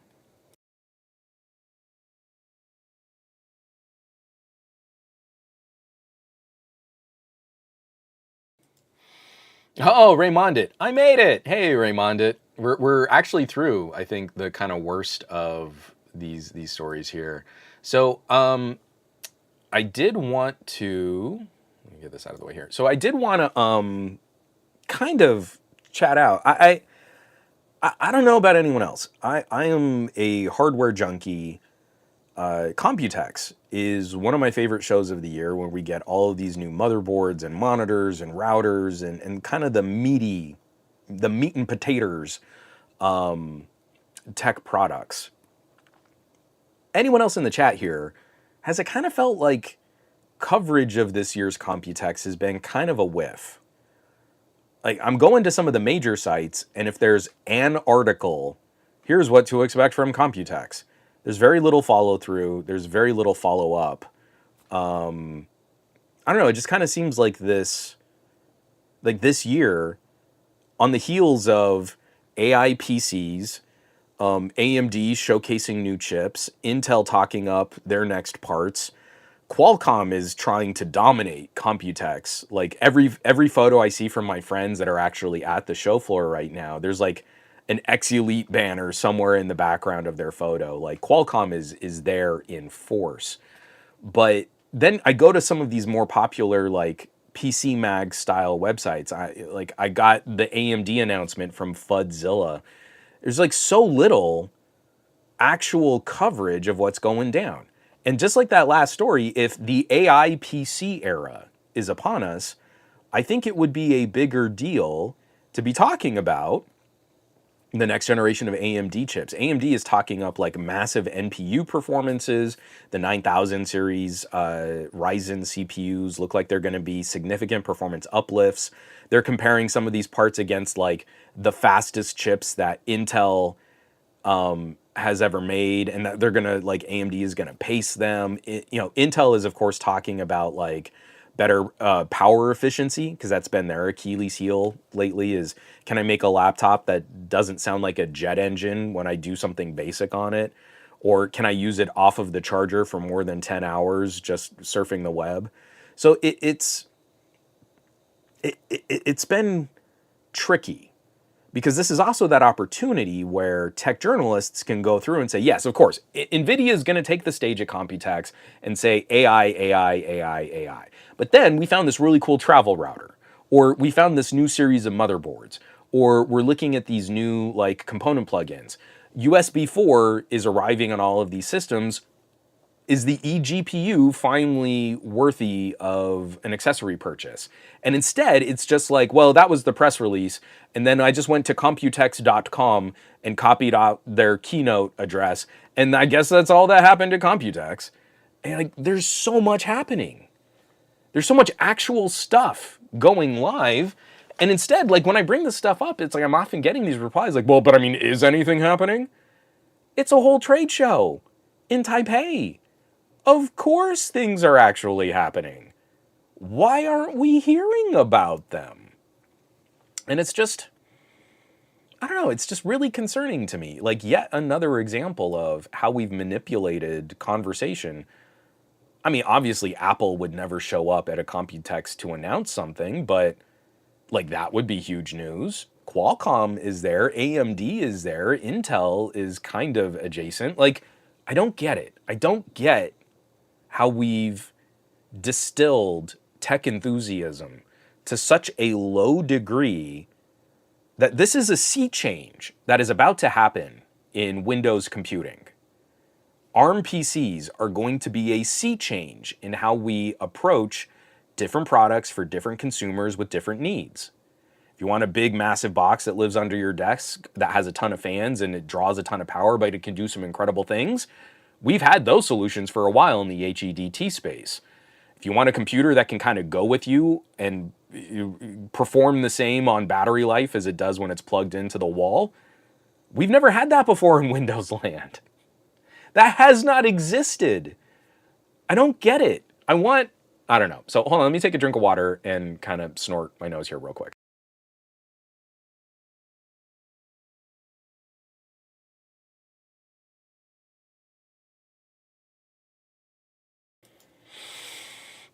I mean, I just said that to Gavaletta. But one, Apple is not there, so it is not profitable. I mean, interesting to talk about. Nick Fells also dropped a few things here. AMD talking about the 9000 series was interesting. The funny part is that AMD didn't compare to their last gen because that beats Intel and it wouldn't look as good. They used the 14900K instead of the 7950X 3D. So actually, yeah, I did pull up Fudzilla, and we can kind of look at this real quick. AMD goes full on Zen 5 at Computex, and Nick Fell, you're spot on. They are obviously targeting Intel in this. Also looking at like AI acceleration and graphics bandwidth, and they're comparing the upcoming 9950X, the Ryzen 9, against an Intel Core i9 14900K. So it's kind of funny to me because again, like I feel like this is exactly the kind of conversation that Windows Land has fielded so well. If I were looking at doing a workstation rebuild, I would be looking at an AMD chip. I don't know if I would pair it with an AMD graphics card. I would probably end up pairing it with an NVIDIA graphics card, but really my issue is graphics RAM. So an AMD card like a 7900 XTX actually would be kind of a good fit for me because it's a lower price for more graphics RAM. I digress. But we've been doing this well for years. You want to build a big box with a big power supply and big components with big fans to cool it all. Man, you can build a monster workstation. And it looks like we're going to see modest power creep for more significant performance gains. And that this is exactly striking at one of the major issues that Intel has. So on an Intel machine, you can pretty easily build an Intel machine that's going to win a whole bunch of performance benchmarks, but your performance per watt is going to be insanely bad. And AMD has been able to consistently outperform Intel when compared at wattage. So you get more work done for less electricity when you build that AMD system. Increasingly, that's what I'm more interested in talking about. And it really contributes to some of these conversations we've been having about mini PCs. Like you can build an insanely powerful mini PC, but it's going to be hovering on your desk for the amount of fan force necessary to cool hotter components. I'm exaggerating, obviously. But do you want that? Do you want a tiny little PC that's going to be screamer powerful for about 5 minutes and then throttle down because it's running too hot? And I don't think most people do. And then that dovetails into what my strategy is going to be for the summer. I am desperately hoping that I can get a Windows on ARM laptop and it's going to be, couldn't catch that cough. It's going to be comparable in performance in DaVinci Resolve to my giant workstation. I'm not thinking it's going to be better than my giant workstation. I just want it to be close. And if it's close, I am happy shutting off my giant workstation and just doing work on this laptop because that laptop is going to be plugged into, I think what the Surface I think is going to have like a 100 watt charger. But it's going to be plugged into a 100 watt power brick where my massive workstation has a 1200 watt power supply. So there's an extra 0 at the end of my power supply compared to what this laptop is going to do. That's what I'm aiming for. And this is why I feel like the Computex conversation here needs to be a bigger deal. It is kind of stupid that we're seeing these companies, these massive tech companies, talk up AI. But it is kind of cool if Ryzen 9000 does include a better NPU. What you can do with an NPU on device is kind of interesting. And so some of the rumors are pointing to this being like a 50 tops NPU, which will slightly outperform. It'll be about a 10% bump over the performance that we see from Qualcomm. Already, we're starting to see that iteration year to year where these different components that can aid in creative workflow are improving. I'm not having to send information up to a cloud. I'm not doing prompts on a data center. I'm doing it on a tiny little chiplet that's in my computer, and I have more control over how that's going to play out. And I don't have to feed my information and my content and my creative endeavor up to a server for it to be worked on there.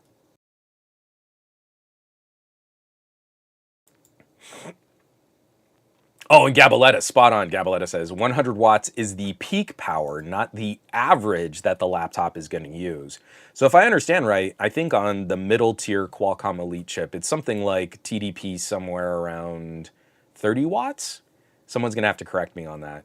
But again, as I'm just surfing the web, I have this massive workstation that's not fully pulling 1200 watts, but it's pulling a lot of juice just to do basic stuff like surfing the web and writing my scripts and replying to emails.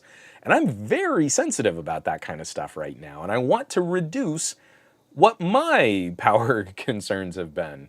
So I'm looking through. One of the only outlets that did do kind of a roundup is Tom's Hardware, Tom's Guide, which I just recently pointed out. I was very disappointed in their Samsung coverage, but at least for Computex, they mentioned more than just the AMD keynote. So I do need to give them just a little thumbs up and a pat on the back.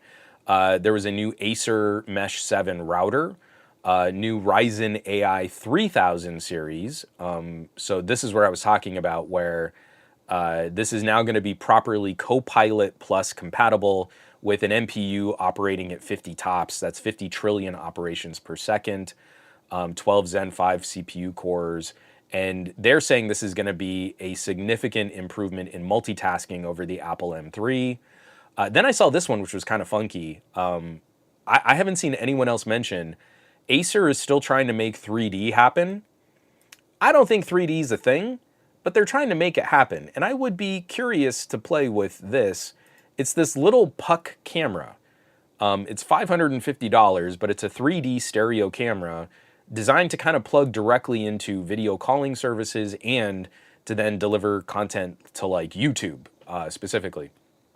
But Acer has been trying to do like glassesless 3D monitors and stuff like that. So I just think it's kind of interesting. I think 3D could have been a thing for filmmaking if younger and hungrier directors were given the budget to do 3D right. Unfortunately, I think when you give 3D only to like James Cameron, you get kind of a very last generation filmmaker kind of idea of how 3D is like this depth thing, but then they still shoot films in the way that we understand film today. Like Avatar gave me migraines, not because of the 3D effect, but because at the very beginning of the film, you had all this cool like spaceship stuff.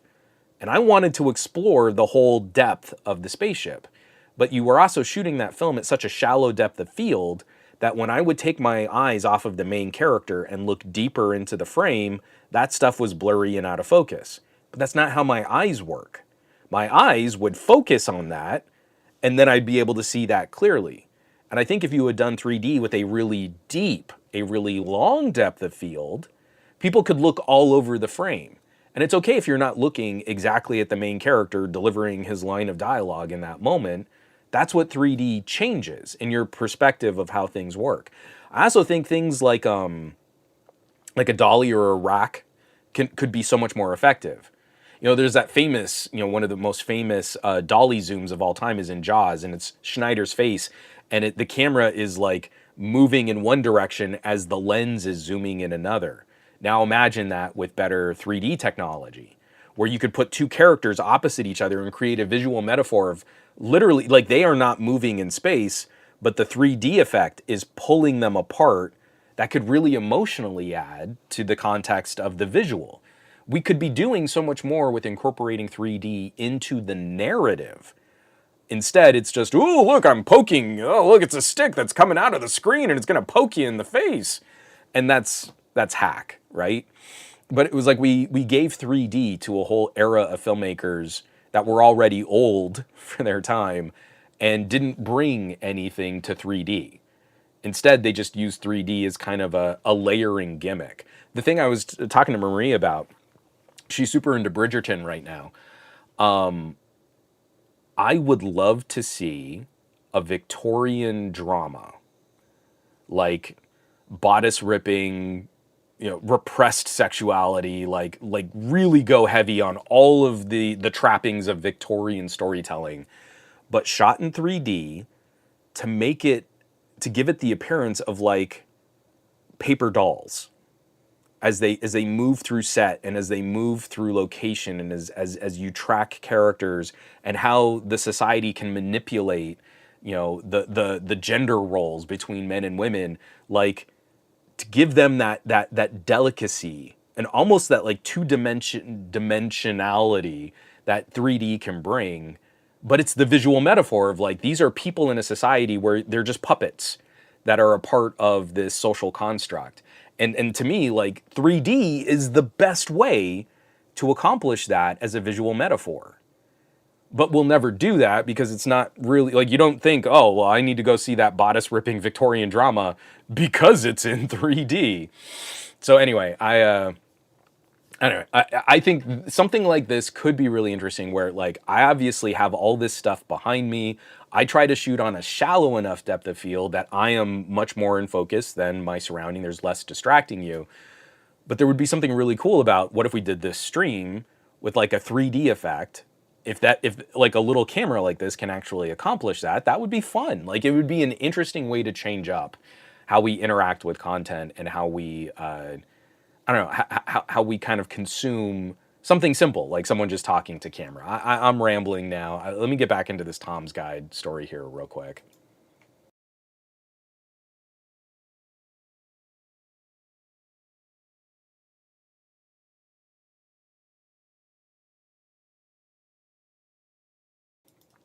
Okay, and Acer also had like a couple monitors. A new plug for the Asus ROG Ally X, which I'll be curious to see how Asus does with this. It's the Ryzen Z1, but 24 gigs of RAM, a terabyte of storage space. I'm not sure how I feel about an $800 portable console like this.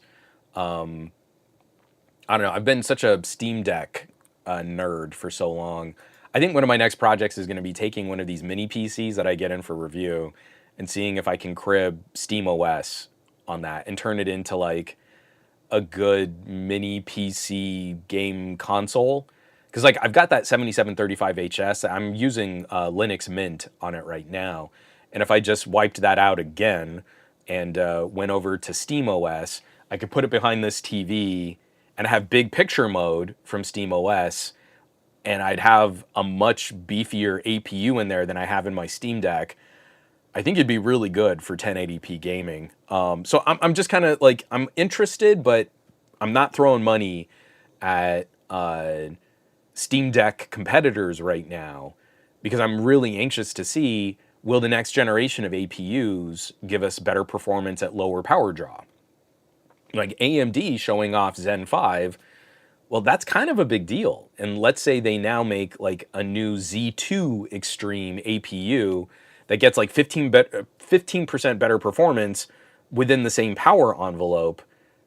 That would be more exciting to me than like the current slate that are a little bit more powerful than the Steam Deck. I don't know. I feel like we're kind of missing why you buy portable and $800 portable gaming console doesn't fit in my brain, because for that $800 portable gaming console, the mini PC I have with the 7735HS is more powerful, I think, than the Z1, but you can find those for like $400 now. So yeah, obviously it's not portable, but again, for that gaming experience where I'd want to plug it into my TV, maybe at $400 that makes more sense. I don't know. I'm rambling. I'm rambling again.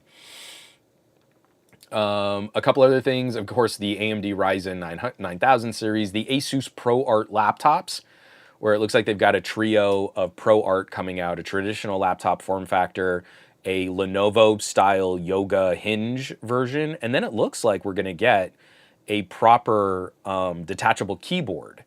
And that Asus is Asus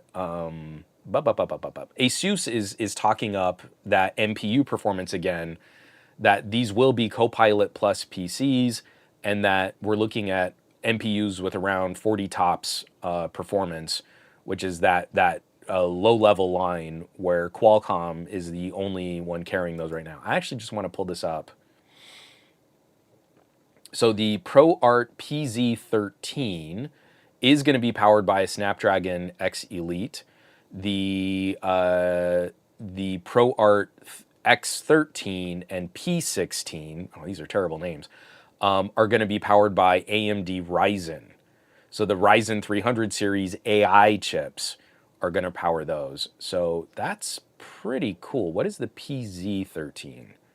So the PZ13 and the PX13 are traditional laptop form factors with the Snapdragon X Elite. And then I think the other ones, the P16, I think I might have that wrong. PX13. These names are stupid. I can't figure out which one's which. So sorry. I thought I understood which one was going to be which one. But yeah, Asus is looking at focusing for portable. They're going Qualcomm and AMD. And then they also had another announcement for their gaming, their tough gaming laptops are also getting some performance improvements too. Hold on one second.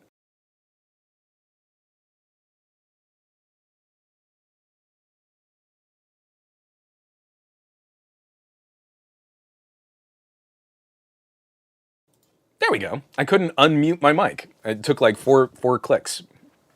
So, obviously, that is not indicative of everything that's happening at Computex right now. I've been seeing some cool like motherboard announcements. I've been seeing some mini PC announcements. I also caught like someone was releasing like a new because more computers are coming out with USB 4 support and proper 40 gigabit USB 4 support. We're seeing like a new line, a new era of hubs and connectors and switchers and docks and stuff like that. I think is also really cool too. So when I get this laptop, obviously I'm not going to be able to cover everything that's on my desk. I've got a sound card. I've got multiple accessories plugged into it. I've got my Stream Deck, which hasn't really been working. I mean, I've got a ton of stuff here on my desk that all needs to operate with the laptop. So I'm going to have a laptop hub that is responsible for connecting all this stuff. And I don't want things connected directly to the laptop if I can help it, because I want to be able to just pop a cable, take the laptop, and work when I'm on the go. And also because the laptop won't have room for multiple drives like my workstation has, I'm probably going to have to build like a little NOS, like a desktop NOS just for the laptop. So it's things like that like Computex is going to help flesh out my whole strategy for going from massive workstation to portable laptop for working in my office. I don't know, I just kind of feel like there's a lot more to talk about. Even if it's not like the biggest, meatiest NVIDIA announcement, AI, all the things, it's like Computex is the one that gets us really lit up, gets us really thirsty for like the next phase of like home computing and office computing. And I don't know, I just feel like we're missing a lot of stuff this year. I feel like there should be more chatter about a lot of other things that kind of help complement what's going to be like the fad as we get into back to school shopping.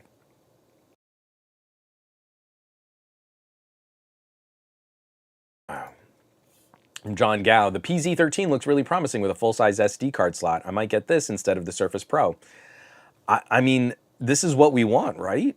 And think about all the people that are like, oh, iPad Pro. I mean, well, I'm trying to do my dumb, like, fanboy voice. But, like, there's a part of it where it's like, you've got a whole bunch of Apple fans who are saying things like, I've been wanting Mac OS in some kind of touchscreen tablet-y form factor for years now. And then you have the other Apple stands that are like, oh, who would want a full operating system on a tablet? And then you go and pick up like a Windows tablet and you're like, actually, it's pretty nice. It's nice being able to kind of move back and forth from tablet-y stuff to laptop-y stuff. And yeah, you would really want this. So again, that is a very important competitive aspect of like, do you get a Surface Pro? Hopefully we'll get a refreshed Robo Ancala. Lenovo has had detachables. Dell has had 2-in-1s. Like, We want these options, and if we want to keep getting these options, we need to do more than just pay competition lip service. Asus comes out with a Surface Pro competitor, that's kind of a big deal. It could be a really cool machine. It could be really exciting, and we want to keep an eye on whether or not it kind of fulfills those needs. If it can really displace the Surface Pro, because also it'll probably displace the Surface Pro at a slightly better performance per dollar. Outside of the premium Microsoft might charge for their own tablet-y computer thing. So, let's go ahead and start wrapping this up while I still have a little bit of voice left. I have just started breaking in the Chipolo and the Pebblebee. So here's the remnants of my packaging from the Chipolo, and here's the remnants of the packaging from the Pebblebee.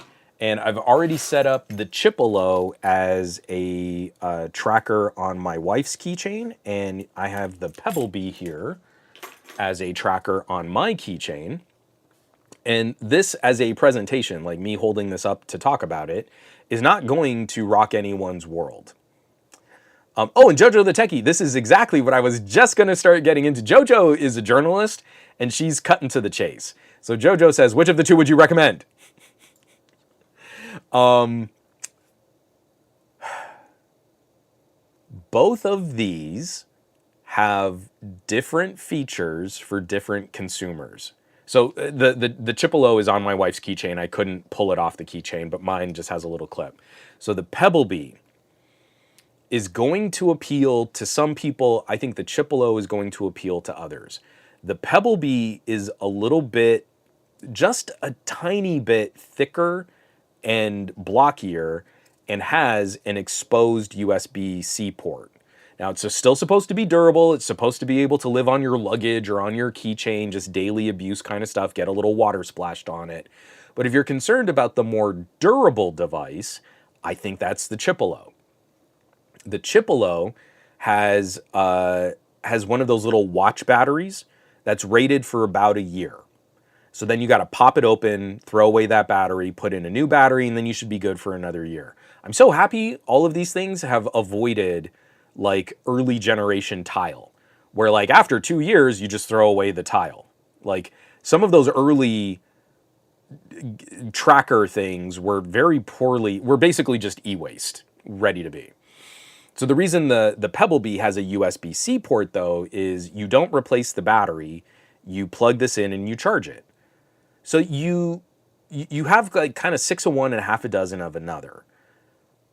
At some point, the battery in the Pebblebee will just die. As a rechargeable battery, it will just end, and then you just have to throw away the Pebblebee. I don't think the battery will be replaceable. But the Chipolo, if you have it for a couple of years, you'll probably have to throw away a couple different watch batteries, where this, I don't know, like every 6 months you plug it in and you top it off. A full charge on the Pebblebee should also last you about a year. So it should be a pretty long-lived product. Let's say you make it through 3 battery charges on the Pebblebee, you could be into 3 years of use with just 3 charges on the Pebblebee. The other major difference, the Pebblebee setup was easier. No. Reverse that. The Chipolo setup was faster than the Pebblebee setup. Both of them were really easy, but the Chipolo I think is easier. And then the Pebblebee has lights on the little charger thing here. So if I ring my Pebblebee, I'm not going to ring the Chipolo because my wife is downstairs and it's on her keychain, and that would be rude. That'd be hilarious if she's like in the middle of like a work call, and then I just start ringing her tracker. So I'm pulling this up on the Find My Device app, and let me see if I can get it to play a sound. Come on, connect and play. We're doing this live, so this might be. Let me try and reset. Come on, I know you can find it. Oh, you know what? Hold on 1 second. I also had this issue while I was shooting the video, where it didn't want to. connect on my OnePlus. This is not a ringing endorsement of this new setup. Come on, connect. Show me. Connect to the thing. Come on, play the sound.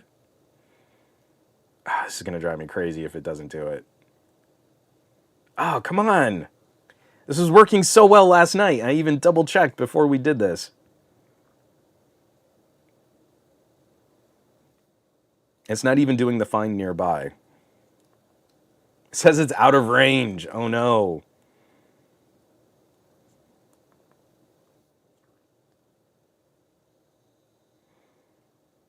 This is not looking good. Okay. That took way too long. But now I'm going to try and make it play a sound. And you can see it's got little lights that flash with it. So, the other major difference between that Chipolo and the Pebblebee, the Chipolo does not have flashing lights. So I know this is not going to be the main concern for everybody, but if you get the Pebblebee, there is an accessibility idea there. Let's say someone's really hard of hearing or totally deaf. The location tracker that just makes sound might be harder to find than the location tracker that makes sound and flashes lights. So it's little things like that that you kind of keep going back and forth. I think both of them are solid little trackers, but you want to try and figure out for yourself, do I want the tag tracker that I can plug in and recharge, or am I okay popping it open once a year and replacing a watch battery? If I stay on top of charging this, I shouldn't have to worry about like being out on a trip and forgetting and then going, oh no, the tag in my luggage, the battery's about to die, right?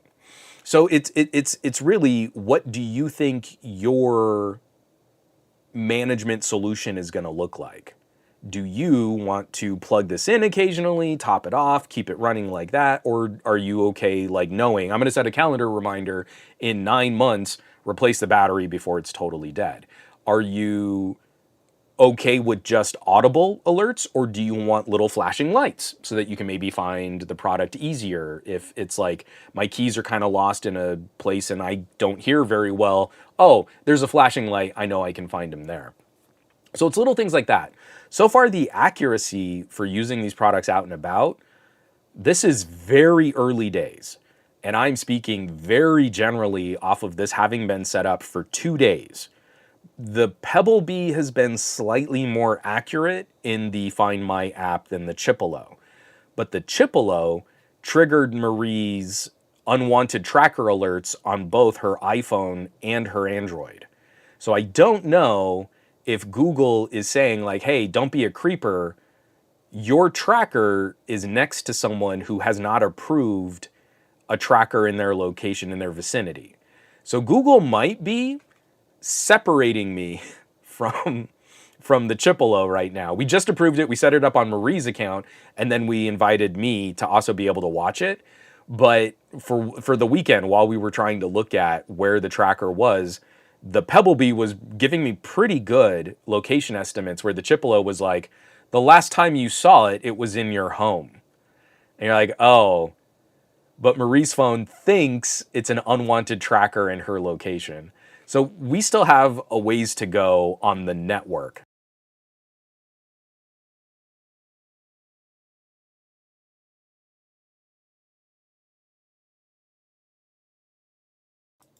Because this is the other part of the conversation.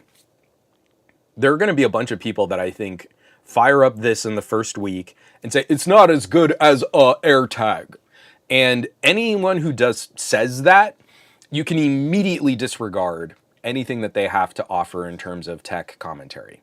If I could just line up all of those reviewers and just kind of stooge slap them, that is insufficient to describe how frustrated I am with this nuance in our tech conversations. Apple created their Find My network and opted everyone in. And then they ripped off all of your location data on the iPhone. And if the iPhone saw someone else's Wi-Fi, they just sucked up all of that location data too. And they're even tracking mobile Wi-Fi hotspots to improve their network. All of the things that Google got sued for, Apple just does. They're just doing it. They're just taking all of your information. And if you're on an iPhone and you try to leave the Find My network on iOS devices, you get a scary pop-up that says, "Oh no, if you disable this location tracking, we can't reset your phone if it gets lost or stolen."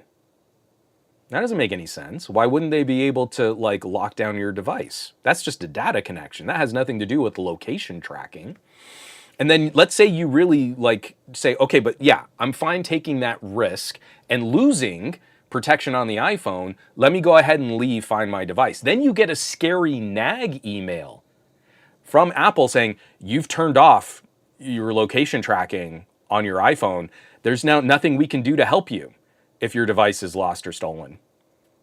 It's all on you now. You're leaving the fold. You're walking away from the generous protections that we offer you because you're not contributing to our location tracking network anymore. And now you are alone in the wilderness, and you are vulnerable to the wolves.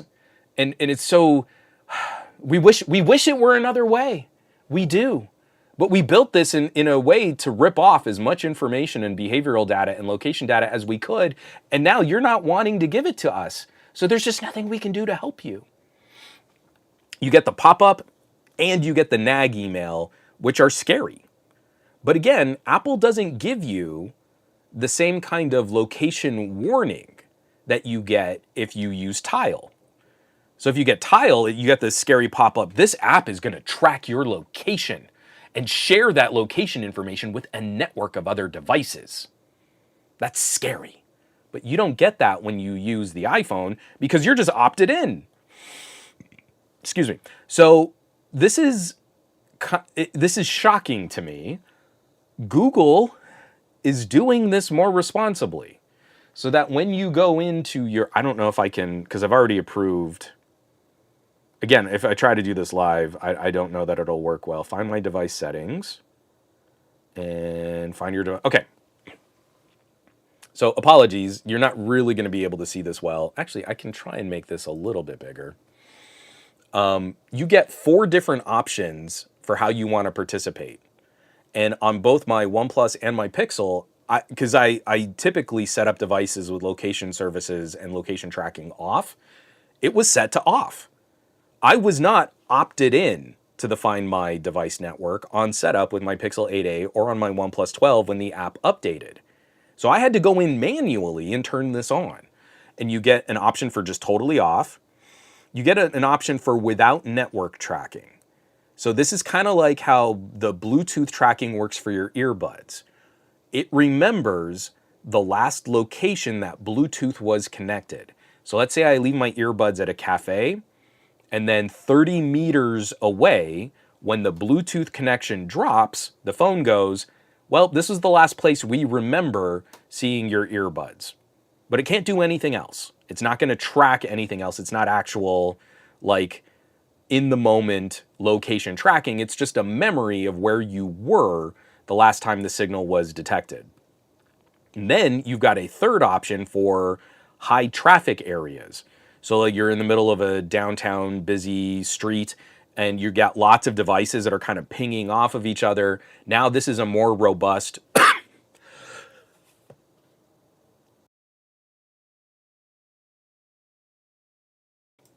Ooh, that one snuck up on me. Sorry.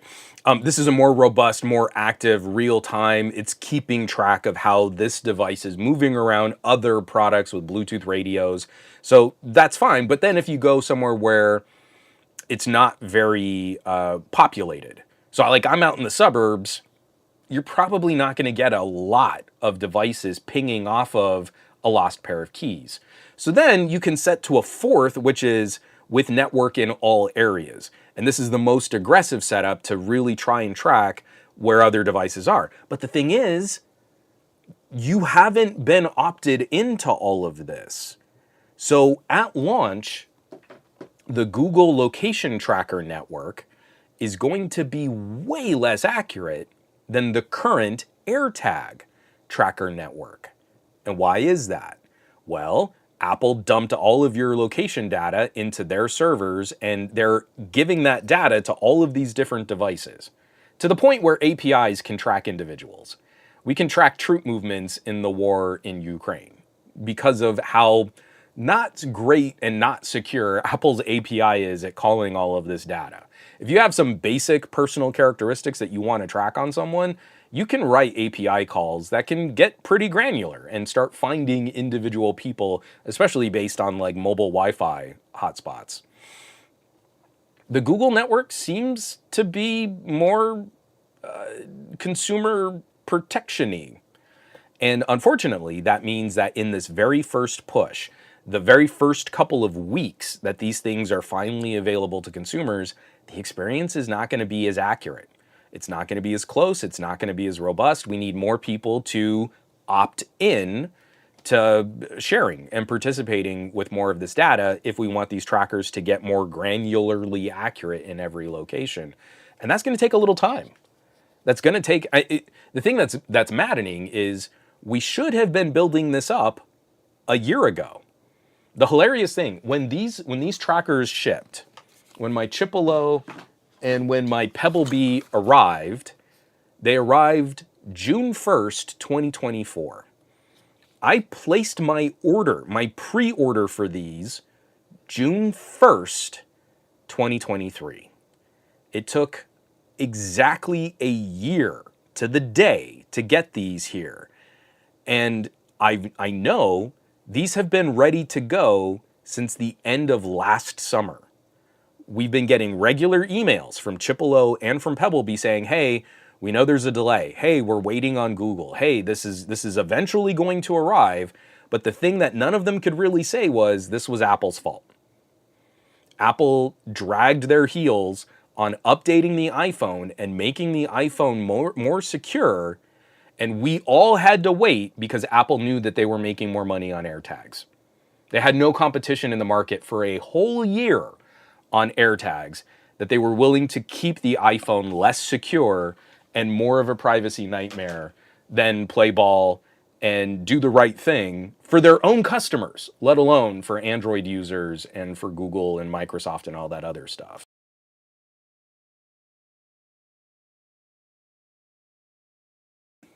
But they're here now, and we can finally start building this out. But I guarantee you there's going to be a whole slate of reviewers like, we're going to test the AirTag against the Chipolo, and oh, look at this, the Chipolo isn't as accurate. I guess Android just can't do anything right. Apple, it just works.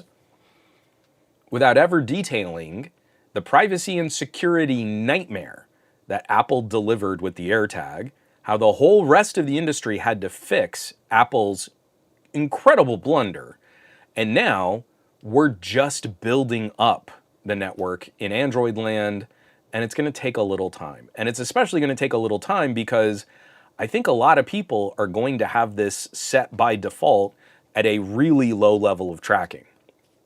So you won't get the same kind of capabilities as Apple's network, but you are empowered to go in and say, yes, I want to participate, or no, I don't. And when I change that setting, guess what? I don't lose any functionality on my Pixel. My Pixel's security doesn't change when I change my location sharing settings. Google isn't punishing me with a less protected or less secure device. And I don't get a nag email saying, oh no, you've turned it off. What happens if your phone is stolen? You'll never find it again, and you can't password protect it, and you can't lock it. Oh, geez. Not a problem. That's not happening in Android land, and I don't see anyone reporting on those differences. And again, it's like that commentary is completely rigged. And of course, now it's like this perception of like why one company is more virtuous and more worth it for the monies, and another company, oh, they just can't do anything right. Google's actually doing this right. It's just not as immediately beneficial or as immediately recognized as a consumer perk. Again, that explanation takes so much longer to explain why this is kind of messing us up. So I'm gonna have more. I'm gonna be testing these. I need to make it a part of the video why the Chipolo. I think the Chipolo did get kind of flagged as a suspicious device. So once I kind of figure that all out and we get Marie set back up again, I'm gonna try and see, like, if I take this to the mall or I take this to Costco, is this gonna show up? Like, is Marie gonna be able to find me if, she wants to find where my keys are? It's kind of stuff, like, we work together as a married couple. It'd be nice to have some kind of, like, last ditch effort, worst case scenario, I can't get a hold of her. Can I find where she last was? Like something like that. Same thing with Lex. Like, if I put one of these cards in her backpack and something, heaven forbid, like something happens to her, or am I going to be able to track where that last location was? Like, I'm getting real precious about this, but like, one of the things that's kind of cool about what we've seen from AirTags is if you want to LoJack something that's precious to you, you should be able to do that. And now I just hope that the network will actually support that and be robust enough to contribute to that. Well, and Pacos, and this is like the last the last thing to kind of bring up. Pakistan says there ought to be a class action against Apple unilaterally using your home router as part of their network. Quote, but it's your fault for not adding the name suffix hidden in a document inside a link that is within a page within the page to opt out of their location tracking. I think one of the other things that frustrates me is I did get a reply from someone who was like, well, see, it's all working now, though.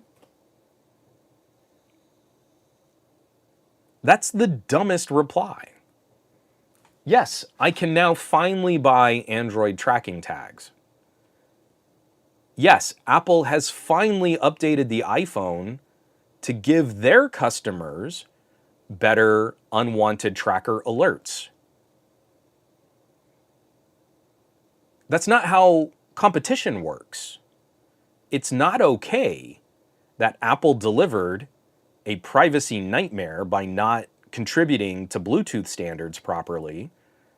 And it's not okay that Apple dragged their heels on fixing this problem for 2 years.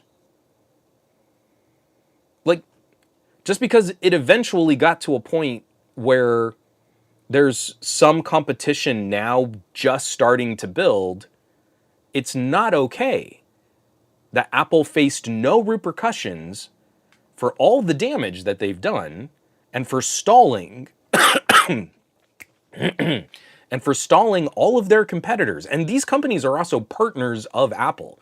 You can buy a Chipolo, you can buy a Pebble Bee that's compatible with Apple's network.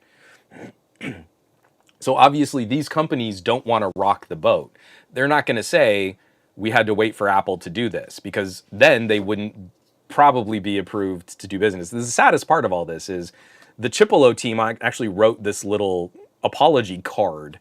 We'll be honest with you, this didn't go as planned, which is why I'm especially grateful for your patience and trust in us. We hope Chipolo Point will make your life so much easier that you'll be able to say it was worth the wait. And it's this sad little apology card in the packaging of my Chipolo, but like, at no point have we disclosed why this got held up. And it's going to be pointed at Google. We had to wait for Google to approve and start the network. But Google didn't hold this back. This was ready to go summer of last year. Google held it because of Apple. So it's not okay. It's not okay that I can finally buy one now. Apple has done damage to this market. Apple has damaged competition. They've used their products and their security flaws delivered at an enormous scale to harm competition and to reduce the effectiveness of their competitors' products, all to their benefit. And that needs to be corrected for.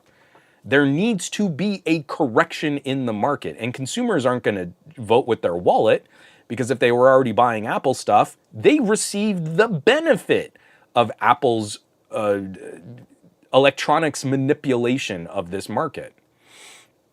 It needs to be a regulator with a spine to come in and say, hey, you know what, that was actually really scummy. It needs to be a part of the DOJ case looking at antitrust in any consumer business practices. The whole case is built on Apple being able to muscle out competition. They weren't able to kill Google. Google was eventually going to make this happen, but they could do substantial damage to Google's rollout. And again, Google, in trying not to replicate the same mistakes, because Google will get eviscerated by the press if they had released the AirTag the same way that Apple released the AirTag. It would have been story after story after story after story of Google is wrecking privacy, is wrecking security. Look at all the abuse. If stalkers want to track people, they can use these Google tags, blah, blah, blah, blah, blah. There's none of that controversy right now. Because for most people, they're going to fire this up and they're going to be at one of those lower stages of tracker tracking. It's not going to be the same, open all the doors, air out all the information, and suck up all of the data on consumers. It's a much lower level of interaction. So because there's no controversy there, no one's writing articles about how Google has done this wrong, but there's no flip side. There's no comeuppance. There's no accounting for how Apple has behaved in such a toxic fashion in trying to do damage to this market. And I have to believe that we'll see some kind of follow-up from Tile. Tile's business model has basically just been copy-pasted by Apple and Google. And I know Tile doesn't get the same kind of access to iPhone owners as Apple was willing to give themselves. There's no opt-in in like Tile. You have to have the Tile app. So Apple was never going to give Tile access to the Apple Find My network, but they gave it to themselves. So that's an unfair, anti-competitive business practice. And it's why like Apple just looking at business models from other companies and then saying like, well, we could just make our own. That's a part of why this DOJ case is so important, that we can look at those behaviors and say, hey, that's actually not a good way to do business, and it chills competition. And we should care about competition.